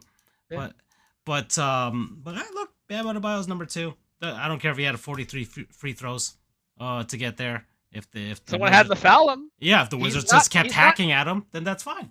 Guys, he's not a point guard who purposely goes to the line every time acting as if he got hit. Looking at you, SGA. And I like Shai. I do. And then Harden, as well. Like, look, if they're good at shooting free throws, they go free throws. But you want to talk about ethical. It was an ethical game being played for him in an unethical season when guys are going to the line 10 to 12 times a game and buffering their stats. Like, the guy's a power forward. You're getting fouled most of the time. What are we doing here? But the point is that it was a great experience to have in a iffy and crappy season. And it makes perfect sense that he would get the 83 and then not be able to get to the playoffs, aside from the play-in. Yeah, and I think Kobe's... And it was just one of those things where they were a good team this year, too. It's just they lost a few games that, they had a winning record. They were 42-40, so... They were like the only 10 seed who were like 4 games above the 500. And that also goes to show my opinion that I hate the play-in. Play-in, yeah. I mean, Andrew's team is benefiting from it right now, but as you guys had alluded or said, they just kind of landed at the spot they would have been at, so it doesn't really matter. The NBA is just kind of, I don't know. It's hard to watch. Hard right now. And hard to kind of care about. It's not for me. I'm not jumping on the same train. Everybody's saying right now that the NBA is hard to watch and tanking is a problem, and the play-in is. I thought the play-in games were fine. Actually, they were actually pretty exciting in the sort of sense like, kind of akin to when baseball had the wild card solo game. where it was win and you're in. Uh, Hmm. so it does have that air of actual uh of what's the word I'm Die looking for? Hard. No, like of actual tense and stakes. There were stakes there, right? Yeah. Actual stakes were present, and the players that were actually playing in it played like they cared about it. So that's one of the things that does draw you to watch basketball, and that's kind of the criticism of the regular season is that there's a lack of effort from a lot of teams just because of either how talented they are or how untalented they are, and that's hard to get out of there. Like the NBA, I think eventually, as will figure it out, as they have to at some point. I think the NBA is probably going to be way more open to experiment compared to other leagues, because the NHL is kind of set where they're at. They could probably change their playoff format a little bit so that we don't have essentially what should be the conference final game in the first round. Yeah. Um, because that's what has been happening for a while now. We've had a lot of great series in this first round in the NHL in the Stanley Cup playoffs that probably should have been a conference final. Right? We got a Dallas versus Minnesota game that's going on right now. It's a 3-2 Minnesota lead right now, but that is those two teams finished 1, 2, and 3. If you had to go through a 1 through 8 alignment instead of what we have now with the division split ups. But for basketball, I really did try. There were moments like I could get into a game if I actually sat down and watched it. And this Heat team did have moments, right? They had moments where, I mean, I think we set the franchise record a few times of most Yeah. points in a They single were game. modernizing themselves a bit. Yeah. So it was interesting in that sense too to watch the Heat play and Spoelstra coach in that way, but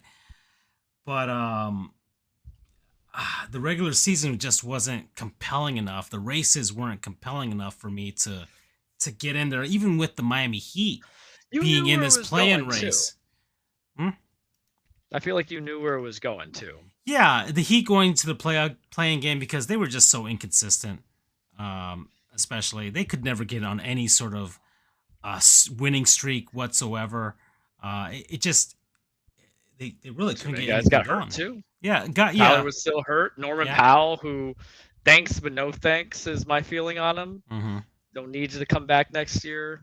You know, the contract year at 32 because the injuries are going to come and get you, Yeah. unless it's a reasonable price. But nothing's a reasonable price. So we talk about like tanking, and this is just my only summarization of the NBA because we're going to have more time because the postseason is really just ending the first round. Especially if the Magic keep moving forward, and I really do want Andrew to have his moment with the Magic because I don't think he has. They've been close but no cigar for so long. Yeah. So they always ran into a beast. I feel like when the Magic got into the final back in 2010, a long time ago, just Andrew was younger. Yeah, he just couldn't really savor that. I think he was like in high school probably when that happened. Yeah. I mean, if I was 20, yeah, or 18 or 19, you know, he was probably high school. Yeah. Yeah. So he hasn't had an adult moment with the Orlando Magic. Whereas, like I've had my moment with the Panthers already. The Dolphins will never give me my moment. I know that. Yeah. And that happened over the course of this as well. Oh man, so much. Oh, a lot has happened. We're an hour and 28 minutes into this. Let's do rundowns after we finish the thought on basketball. Yeah. So I really did try and follow whatever storylines I could with the NBA. You know, LeBron. Trying to get one more last hurrah out there. And I felt like LeBron was more, I don't know, I kind of, now that he's actually breaking down physically, yeah, I'm relating to him more than anything else. And I'm really on his side now. And I still like him for the Heat years as well. So I'm not going to disparage LeBron James. He really actually, that Heat team got me through some times, but I really am. I'm not minding if LeBron finds a way to get the Lakers somewhere. But in any case, I don't find much compelling aside from that in the NBA right now. You know, Yeah. all I'm banking on is can the Magic do something, because that'll make it interesting for me than anything else. Yeah, I mean, I think that's pretty much my sum up. I was always up to date with what was going on to the Heat, begrudgingly, but I had to, right? It's just you got to.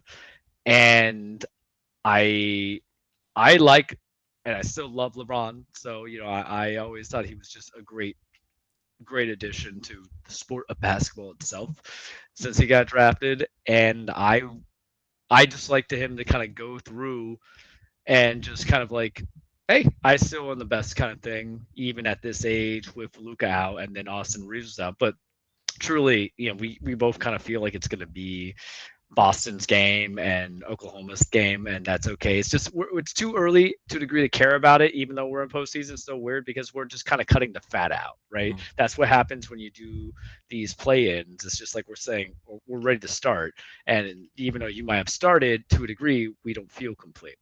But that was just my thoughts on basketball. All right, so man, so let's get into football a bit. I did talk about hockey a little bit, and Andrew's team is also still in that with the Lightning in the Stanley Cup playoffs right now, round one against the Montreal Canadiens. The series is tied right now, headed I think back to Montreal, or no, actually no, headed back to Tampa actually. He does not want to have a Canadian team be the reason his team losing, the reason why a Canadian team advances. I know, but as a Panthers fan, I'm hoping. I already have the tweet ready to go for it too, because I just need Montreal. Montreal could have swept the series by now, but that's fine. That's fine. They're still young, and they're gonna learn, and they're gonna figure it out. And the best story in the Stanley Cup playoffs so far is the Buffalo Sabres, because they came out of nowhere. They haven't been good in 15 years, and now they just suddenly became good. I think they probably someone had to fill the vacuum because the Panthers were not in this at all. And out of nowhere, the Buffalo Sabres, I wouldn't say out of nowhere. That team has been building up for quite a while, and they've had good players. The Buffalo Sabres, unlike other teams out there, they've drafted really good players for a long time.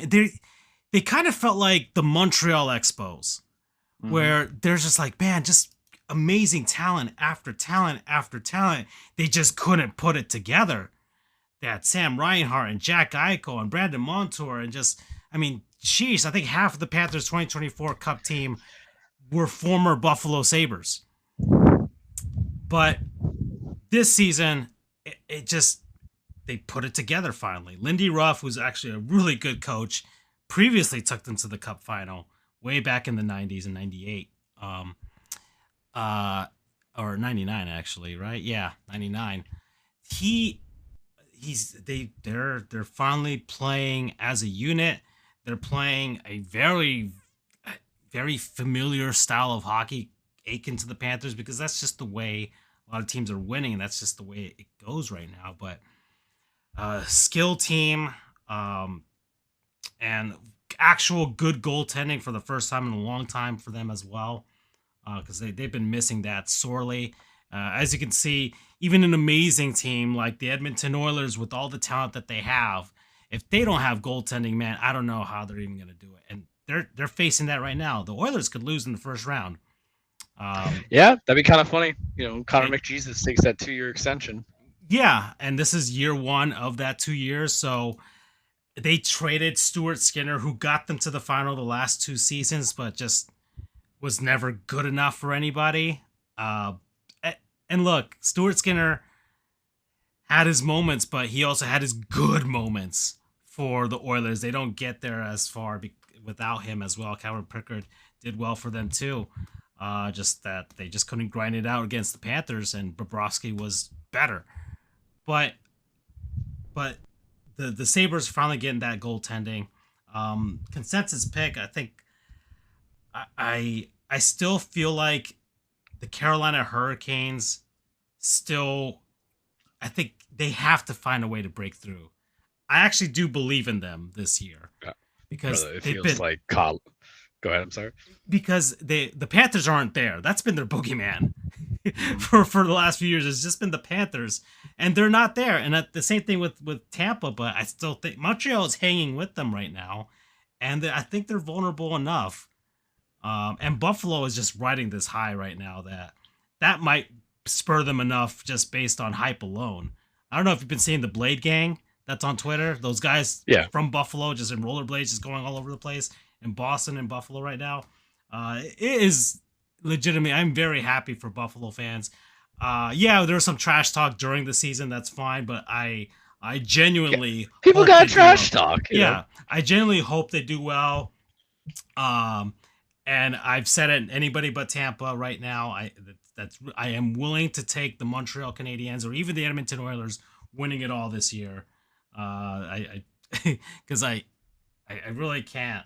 I put too much Twitter stock on trashing the Lightning throughout, and I've got my tweet ready. I'm even if they got eliminated in Game 7 in quadruple overtime of the Cup final, I need it. I need that it. And Andrew, y'all don't know Andrew like this. He's a sweetheart to you guys in the show. It becomes personal. His entire personality. Yeah, he is. Yeah, for 365 days. Because it has been. They have been his best team of all his fandoms. The team he connects the most with. More than UCF in terms of success. Now, Andrew bleeds gold and black more than anybody on this planet in actuality. But that Lightning team has given him a lot more, and he puts a lot of personal stuff. He appreciates it. Yeah, I think that outdoor game is what changed him more than not just that. But once he got like the professional paycheck, the first thing he did was, did he say, "I'm gonna go get UCF gear"? No. Did he say, "I'm gonna get Magic gear"? Am I gonna get Rays gear? No, he's like, "I'm gonna get the retroactive Tampa stuff." He went out. Yeah, that's good fandom because he was with them when they were not so good and they were building that process. And as a bystander, watching him and you kind of go at it for like the last 5 years. Oh yeah. And then him seeing the fall of greatness. He and then trying not to acknowledge your greatness either, right?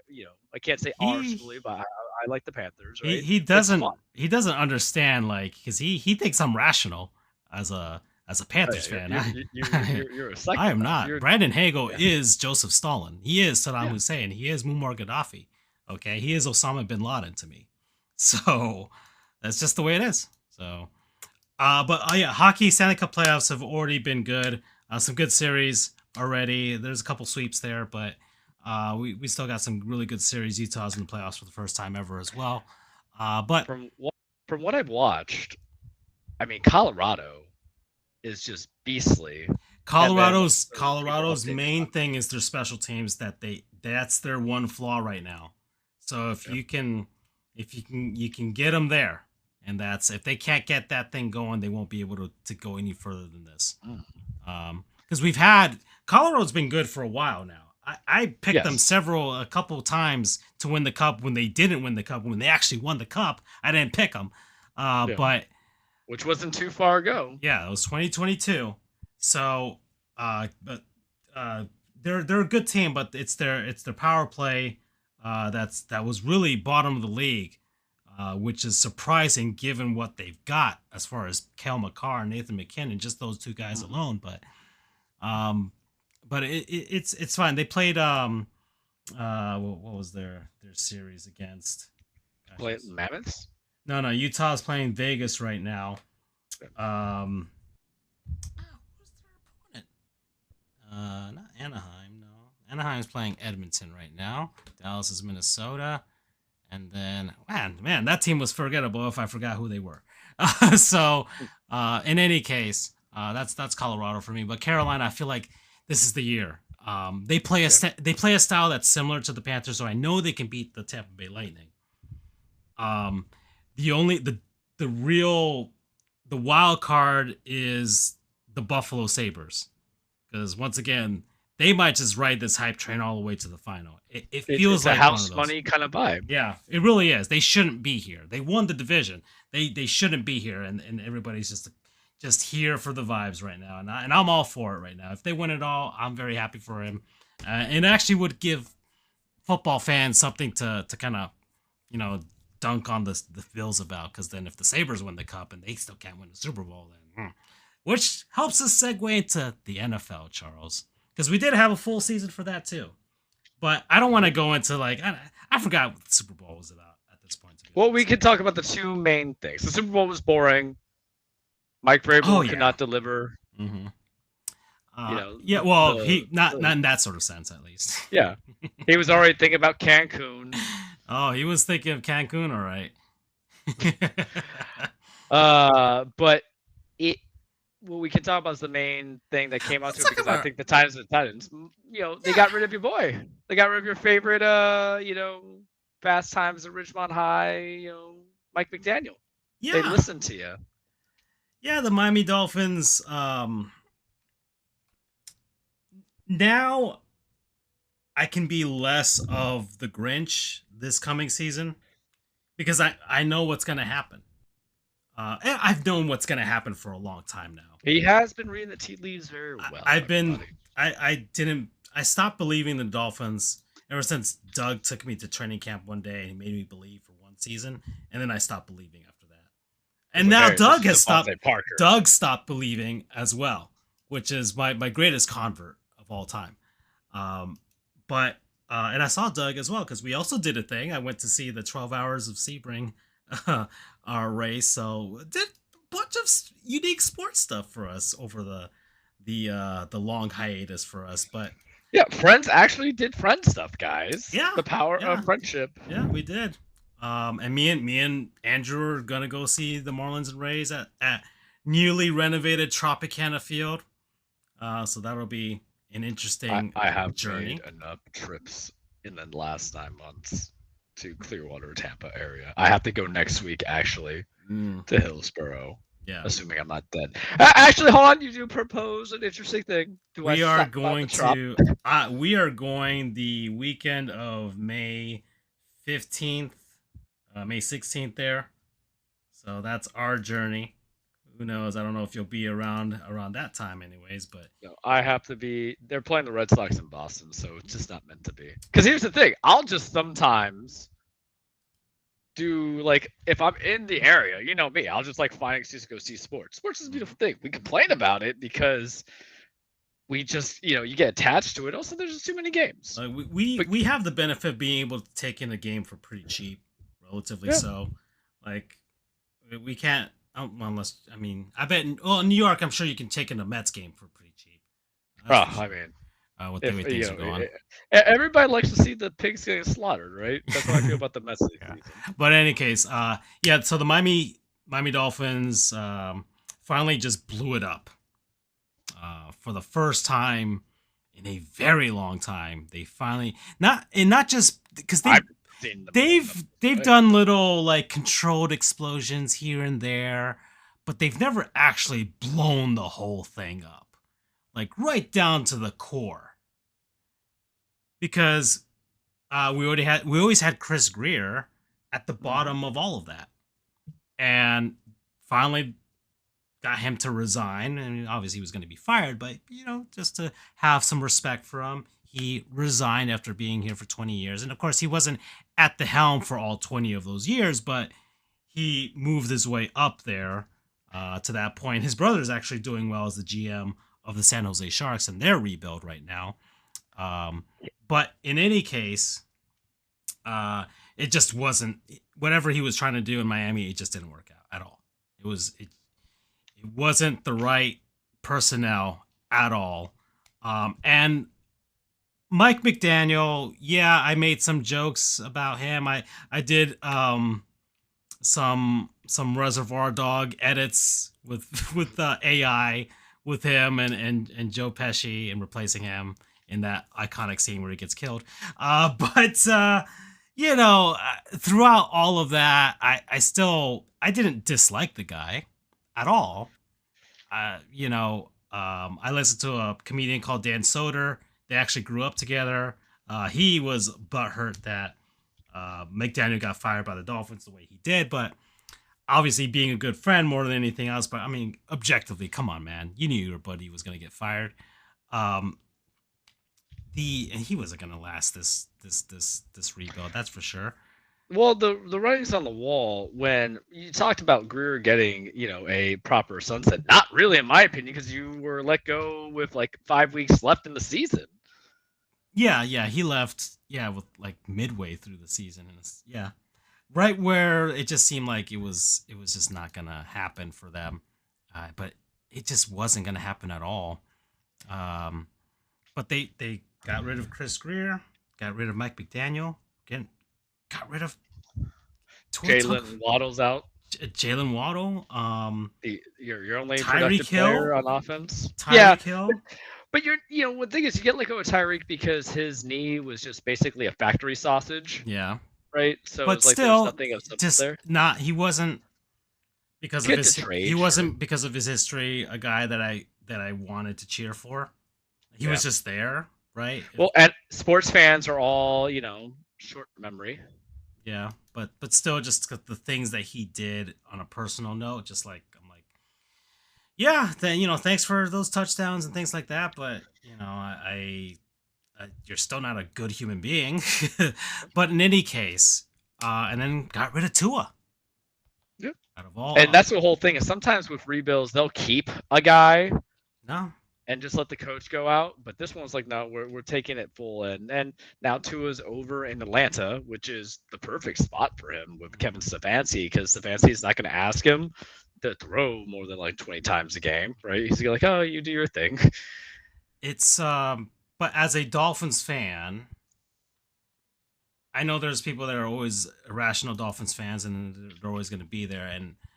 And I've been a very pessimistic Miami Dolphins fan, the Grinch.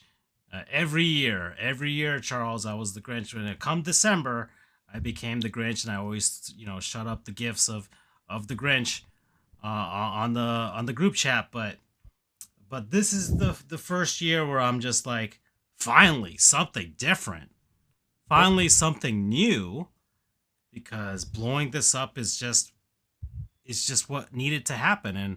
And I'm willing for this. I'm willing for this team. They've been so bad for so long for me. What's another 3 years or something like that to me? Some teams, if they know what they're doing, can actually rebuild pretty quickly in the NFL. Yeah. Which also kind of gives you a little bit of hope, right? If I'm Gordon Freeman getting injected with hope right now, but uh, but I don't know. I'm gonna give them 3 years and be like, okay, let's see what you guys can do. Can we set up, like, I don't think Malik Willis is gonna be our forever quarterback. Um, and it's guys from the Green Bay Packers. That's our new model right now. We'll see how that works. But hey, the Packers have had actual success in the last few years, and it's okay, fine. Dolphins are kind of just picking from all over the place. But like, hey, this new group is just like, oh, we're gonna do the way that we did things in Green Bay, and we'll see if it works out here in the AFC East, which it can, because I mean, you got the Patriots, they came back, but I don't know how long that's gonna last, and we'll see if Mike Vrabel can keep it in his pants for long enough to keep coaching. And the Bills gonna open their new stadium. I'm sure they're still gonna be a good team. And then you got the Jets, who are the Jets. That feels like that window is closing for the Bills as well. But my thoughts on True. But on for yeah, my thoughts for the Dolphins is pretty much this. I feel the last several years, Greer was kind of hitting on those draft picks at least. Yeah, say what you will about Tua, but he still was able to pad those stats exceptionally well. I liked Waddle, and itself, and Devin Chain was good. It's just I always felt like they kind of went for the swing and the miss on certain free agents or even who to trade for, and that's what kind of bit you in the butt. Like at the end of the day, you had Jalen Ramsey for like a season and a half, right? It's not like a resource that was fully needed, and then you switch it back for your old safety, whose name escapes me right now, who started out with you, and then you trade him over to Pittsburgh a couple years after the fact. Fitzpatrick? Yeah, Minka Fitzpatrick. Yeah, he came back. And oh boy. I think it's the idea of whatever leadership you have or whatever GM or coach, it really shouldn't be like, I need guys who fit this scheme that I'm going to have, because what that shows to me is narrow mindedness. Really, it's the idea of like, you gave him this person, how can I maximize them on some level? But you suffer a little bit from the situation of like you kind of do need skill players for your offense and defense, but then you need the opportunity to open up to some free agents instead of just overspending. So how do you get the healthy kind of blend? And I can't say I know enough about Halfley, your coach, because I think he was only the head coach, or I'm sorry, the defensive coordinator in Green Bay for like a season and a half or 2 seasons. And I don't know if that's enough on a litmus test. And I don't know if it's a culture thing. You guys got a little bit of the bad bunch with some of the people that you've brought in, like Tyreek, right, of personality, but you can keep them under control. But it's just a very incomplete team. And this draft, you got, I believe, Kelvin Proctor as your tackle, and then you waited until like the fourth round to start like getting wide receivers, and it's just so incomplete that you really have to kind of hope either these draft picks were just kind of like hidden gems, and then you're just going to ask them to be much like Green Bay, who doesn't have a receiver who's going to go 1,000 yards or 410 yards, and say, hey, everybody just contribute the part, and we'll have a strong run game, and let's win close situational football. Or it's going to be like the Cam Cameron days, right, where you're going to go 1-15, and then maybe you get a quick in and out after that with what they had Tony Sperano right after, and then you just kind of rehybrid it. But I think if anything, getting rid of Greer gives the opportunity to kind of just be like, all right, we'll get a different way of how we having to go in draft and also get free agents. I decided to bring him in or not bring him in, because that was the one problem with Greer when they spoke so highly of McDaniels. McDaniels he's gonna get a head coaching job again. I'm almost confident of it. Yeah, and he's going to the Chargers, right? With Harbaugh. Yeah, he's gonna do the OC thing, Yeah. for 1 year, and he'll get like the first place that probably pops in, which will probably be Washington when they can Dan Quinn, because they're impatient. But the idea is that Greer was like, all right, McDaniel, you gotta get this, let's do it. But I don't think they miss on the most important thing, which is sometimes like just get somebody who knows how to galvanize a team when things are not going well, because that's where McDaniel failed.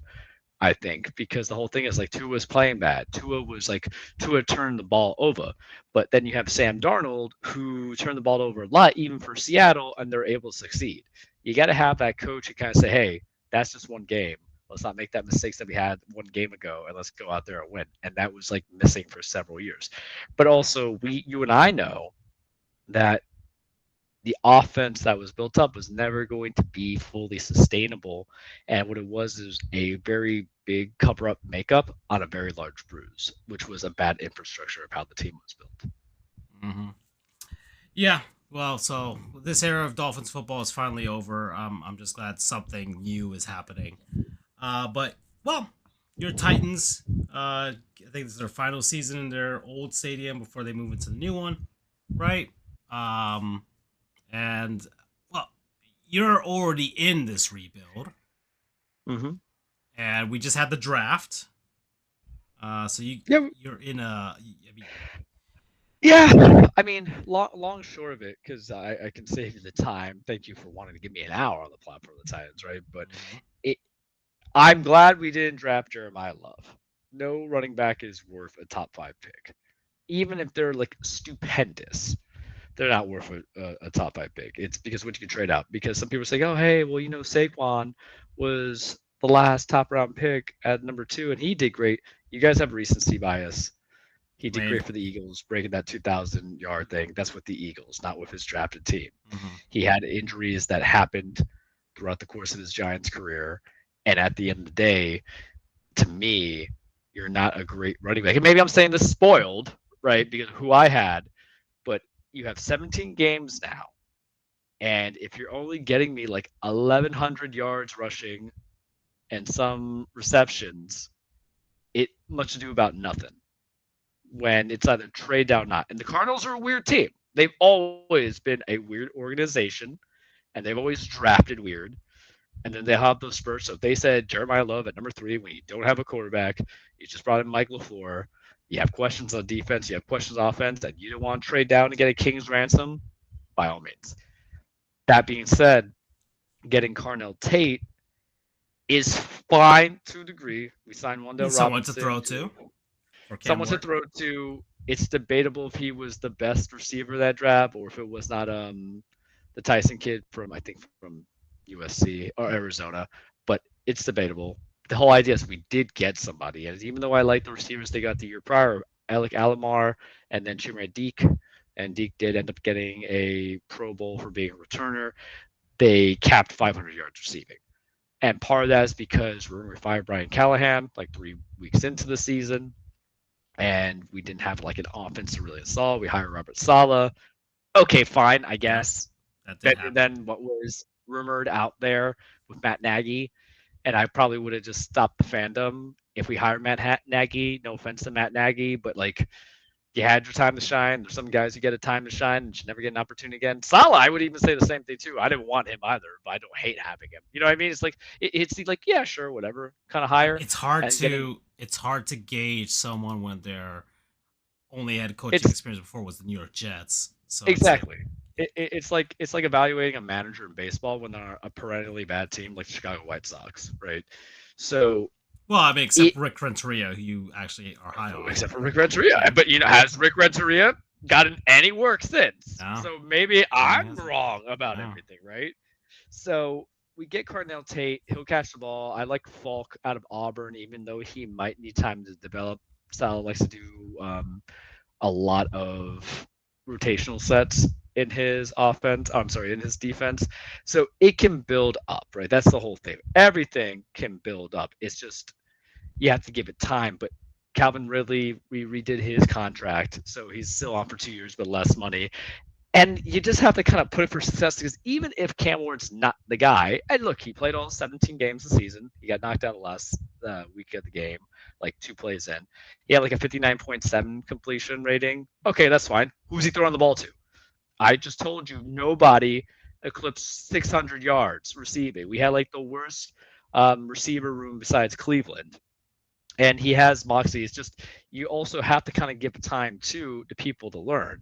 And I mean, that's just typically I'm always going to say it until it doesn't come through into fruition. But we just need that consistency. I'm looking at the stats for Saquon, so I could just talk trash for 2 seconds. First year, 1,300 yards. Second year, 1,000 yards. Third year, when he got hurt, it was COVID year, 34 yards. 2021, he only had 593 yards. I kind of feel right in my statement. Just saying.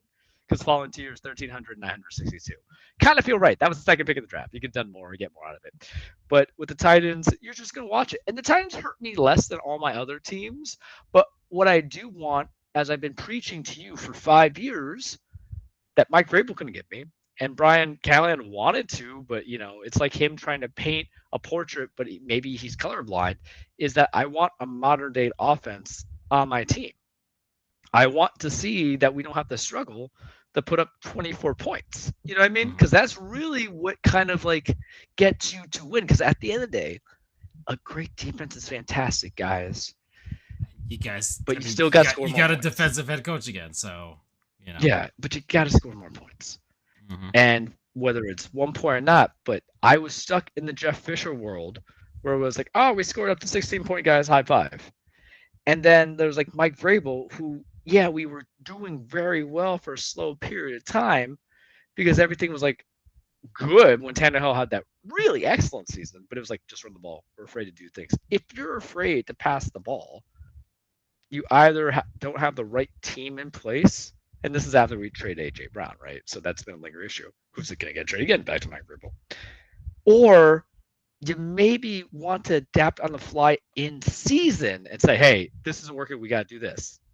And that's the lack of brilliance that Vrabel didn't have. And Charles, you just hate Vrabel. Really? Then why is he riding the coattails of Josh McDaniels? Because McDaniels is a bad head coach, fantastic offensive coordinator everywhere he goes. Plain simple. So we're going to see where it takes us.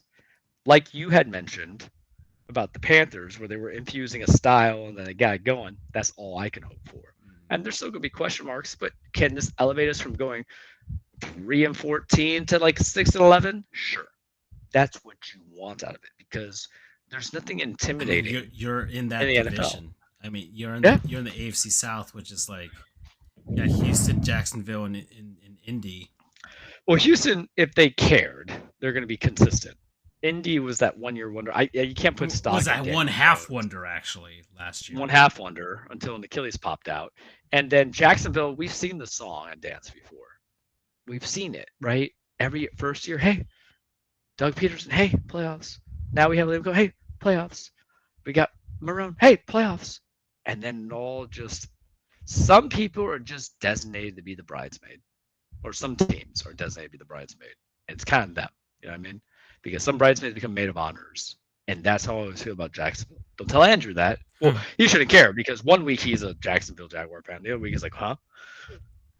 All But that's all I right. have to say about the Titans. All right. So yeah, so that's the NFL. So we talk about that. Talk about I don't know. I'll wait till Andrew's here for college football if he wants to talk about that. We're an hour and 50, Charles. So we're kind of wrapping up towards the end of the show. Um, anything like I know wrestling. You've been in a. It's been an Next interesting. week. It's been an interesting relationship between you, but we'll save that for next week. Yeah, because I want to talk about what I really want to talk about, and I think it's a perfect caper to the episode. Okay. All right. Alex Cora got fired. Yeah. So and I had to sit down. We didn't. Yeah, we haven't talked about baseball. Baseball started so far. We are now 1 month into the season, and so we can kind of get a gauge of what our teams are like. At least what we're hoping their teams will be able to go with. So we can kind of finish this last 8 minutes or so talking about baseball right now. As of now, your Yankees are in first place right now in the AL East, followed by Andrew's Tampa Bay Rays, and then I think the Baltimore Orioles, and then the Toronto Blue Jays, and then the Boston Red Sox. My Marlins are actually second place in our division, but that's only because the NL East is booty. Yeah, the Washington big booty. Yeah, the Philadelphia Phillies and the New York Mets have completely imploded on themselves, while the Atlanta Braves are just running away with it at this point. And the Braves have like I don't know how many pitchers injured, and yet they're just a competent team, which is not what the Phillies. Well, the Phillies I think it's just because I don't know, maybe they're just getting too old and everything. The Mets is just because they're incompetent and didn't construct an actual good lineup, and Juan Soto actually might be the devil because so over there. So I talked to my boss. He's a diehard New York Mets fan, Charles. He wants Juan Soto off of his team. Really? He doesn't want to pay $800 million to a guy? No, he thinks that he fucked up fucked up the chemistry 5. He would have been perfectly happy if they just kept Alonso and Nimmo and I forgot who else they got rid of, but just because it felt like those guys actually were there a while and they actually cared. And Juan Soto, and I told him too, like, Juan Soto's, he's got his World Series ring. He already had his little hero movement with the Yankees, and now he got paid. So what more is there for him to do? Why should he even care about actually playing for the Mets? So it's been an interesting conversation with him as it just keeps getting worse and worse as the days go on. But you, of course, are relishing it as the other side, the other burrow there. So the thing is with the Mets, the revenge tour was last year, and it was perfect because you did everything. Because he didn't want to stay with us; he always wanted to be with the Mets for whatever reason, and he was just using us to outprice it. I had said that even when we traded for him.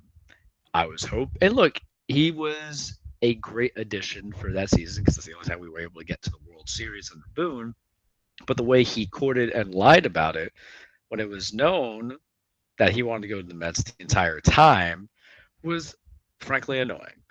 And the thing what happened with the Mets with Cohen as their owner was just like he thought he could super build a team and spend everything, and he realized it didn't work, so he like guts it every year. And then now you go and give Soto that outrageous amount of money that even, I believe, eclipses out what Shohei was doing, even though it's backloaded. But that's okay. Pay Shohei. I don't care. Like, I fight with it a lot, but he's still a great baseball player. And not to say that Juan Soto isn't a great baseball player. Listen, he hit 43 bombs last year, 263 average. He's going to do a lot of good things.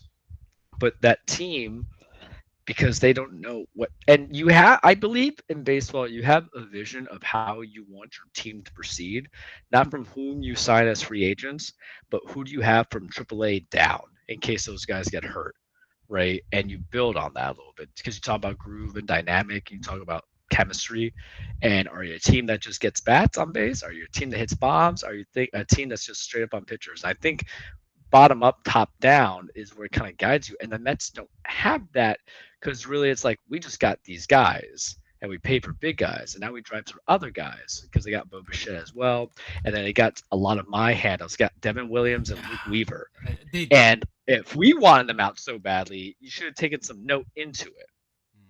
I mean, that Mets lineup is just kind of weirdly constructed. They got Bo You have Bichette. Sean Manaea, and Sean Manaea wasn't doing good. Yeah, he wasn't even good. Remember, last year they picked up Domingo Yaman. No, that wasn't Domingo. They picked up our other sloppy seconds. You know, his name escapes me, but it'll come back to me. You know, it always does. Where it's like, was it Severino? Severino, yeah, they had Luis Severino. Thank you. I think they also had Domingo Yaman for a cup of coffee. Yeah, it seems like every you guys have been doing that for a while. The Mets always seem to get these washed up Yanks. So let's see. You guys are leading your division by 1.5 games. Have a positive run differential. Just kind of doing what you're supposed to do. We won like 9 of the last 10. Yeah. So just we started at like 8-1 and then went on a downturn. Now we're up. Andrew's Rays started off kind of slow, but they picked it up again, and it looks like it's going to be another one of those years where the Rays are just going to be a good team. Considering the fact that the AL East is just deficient, maybe you can get Baltimore or Toronto to kind of like care again and build it up, but you maybe going to get somebody from the Central or possibly the West to be the other wild card team. Yeah, I mean, the A's are in first place in the West. I don't know what the hell's going on there. Yeah, I won't put much stock into that. I mean, I find it funny if they actually held a playoff game in Sacramento, but anyways, that's the rest of the American League, and then the Cincinnati Reds lead the NL Central. I don't know what the hype was with this. People were like hyping the Pittsburgh Pirates for whatever dumb reason. It's Pittsburgh. I don't know because you know why. It's the old kind of claim. Really trying to prop up Paul Skeens, huh? Yeah. Well, hey, I love Paul Skeens, but I think we should always like hype up Cincinnati because Tito is the manager there, and the man's just like a rainmaker. He's a rainmaker. Yeah. So. And that Reds squad is pretty good, man. The Marlins did 4-game series. Was 2-2, so the Marlins have been able to hang with some of these teams. It's just man, I know my manager's a second-year manager, but I don't know what the numbers are telling them, but I have no idea. But you really, really want a certain manager who just got fired, and it's killing me that you do. I don't know. I just feel like some experience could actually help here. So that's all. But he'll never come here. The Marlins will never pay him the money that he would. Yeah. So, but in any case, there have been firings already. Phillies fired Thompson, and Don Mattingly is now the manager. So conveniently enough, and who else fired their manager? It was Cora and him only. That's so far, yeah. Everybody has the Mets manager as the next one on the Mendoza's probably. Yeah. If they haven't done it now, I really think they just let him ride out that season. Yeah, because you want stability. Because remember, they had instability the last couple of years because Mendoza was our bench coach, and then they had whoever their other manager was, and they fired him. So it's like you want to kind of like entice people because they went to Cora, and Cora's like, I'm good. I just want to spend time with my family. This kind of sucks kind of thing. And you want to kind of demonstrate that you have leadership who wants to kind of be not butting in a pain in the butt. Yeah, they had Carlos Mendoza, but they had Buck Showalter. All right, so this is the rundown, right? Yeah, Terry Collins from 2011 2017, Mickey Callaway from 2018 and 2019, Luis Rojas from 2020 and 2021, then Buck Showalter, forgot Buck was there for a cup of coffee, for 22 and 23, and then Mendoza. It's not a good look to have like 6 different managers in the span of 5 years, right? So you want to, like, Cora's could be the prize pig, sure. Thompson replaced Joe Girardi. So because Girardi, who made great with us and was on headway with you guys, just couldn't survive in Philly. But Thompson at least had some credentials going to the Was he with the Yanks, NCLS. right? Yeah, because he was with Girardi. No, Yeah, yeah, he was with the Yanks no, too. Yeah. yeah, because yeah, we have Mendoza. He was on our brain tree because he was our third base bench coach, I believe. Um, the thing with Cora, because I could say it in 5 minutes, Yeah. he is the product of the roster that was given. I think I screenshot it and sent you guys the overall production of where he was going to, where the Red Sox were. Because yes, they won the World Series in his first year. He cheated. I know he cheated. Everybody's gonna say no, but there was He not a valid also came from investigation. the Astros in 2017. So. Literally, the year after, right? He cheated, and no one wanted to go for it. That's fine. And they found that out. They banned him, and they kept that seat nice and warm until he can come back in. And then, as if nothing had happened, and it was just all game over after that. What comes of it is they went to what? The playoffs 3 other times in the 7 or 8 years I was there. We eliminate them last year in the wild card rounds. That was like my World Series. They go to, I believe, the ALCS in 2022, or maybe it was the ALDS, and they played Houston. That was the year Dusty got his ring, and they kind of got popped out.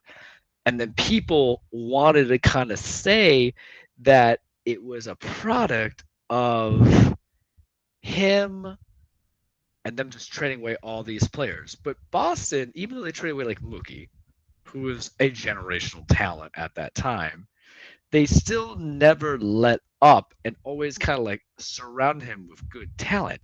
And even last year, they weren't a great team. They got hot later on in the second season, and then they flamed out. And will he get another head coaching job? He shouldn't. He should have been blacklisted permanently, but no one has the balls to do it. And he'll get it.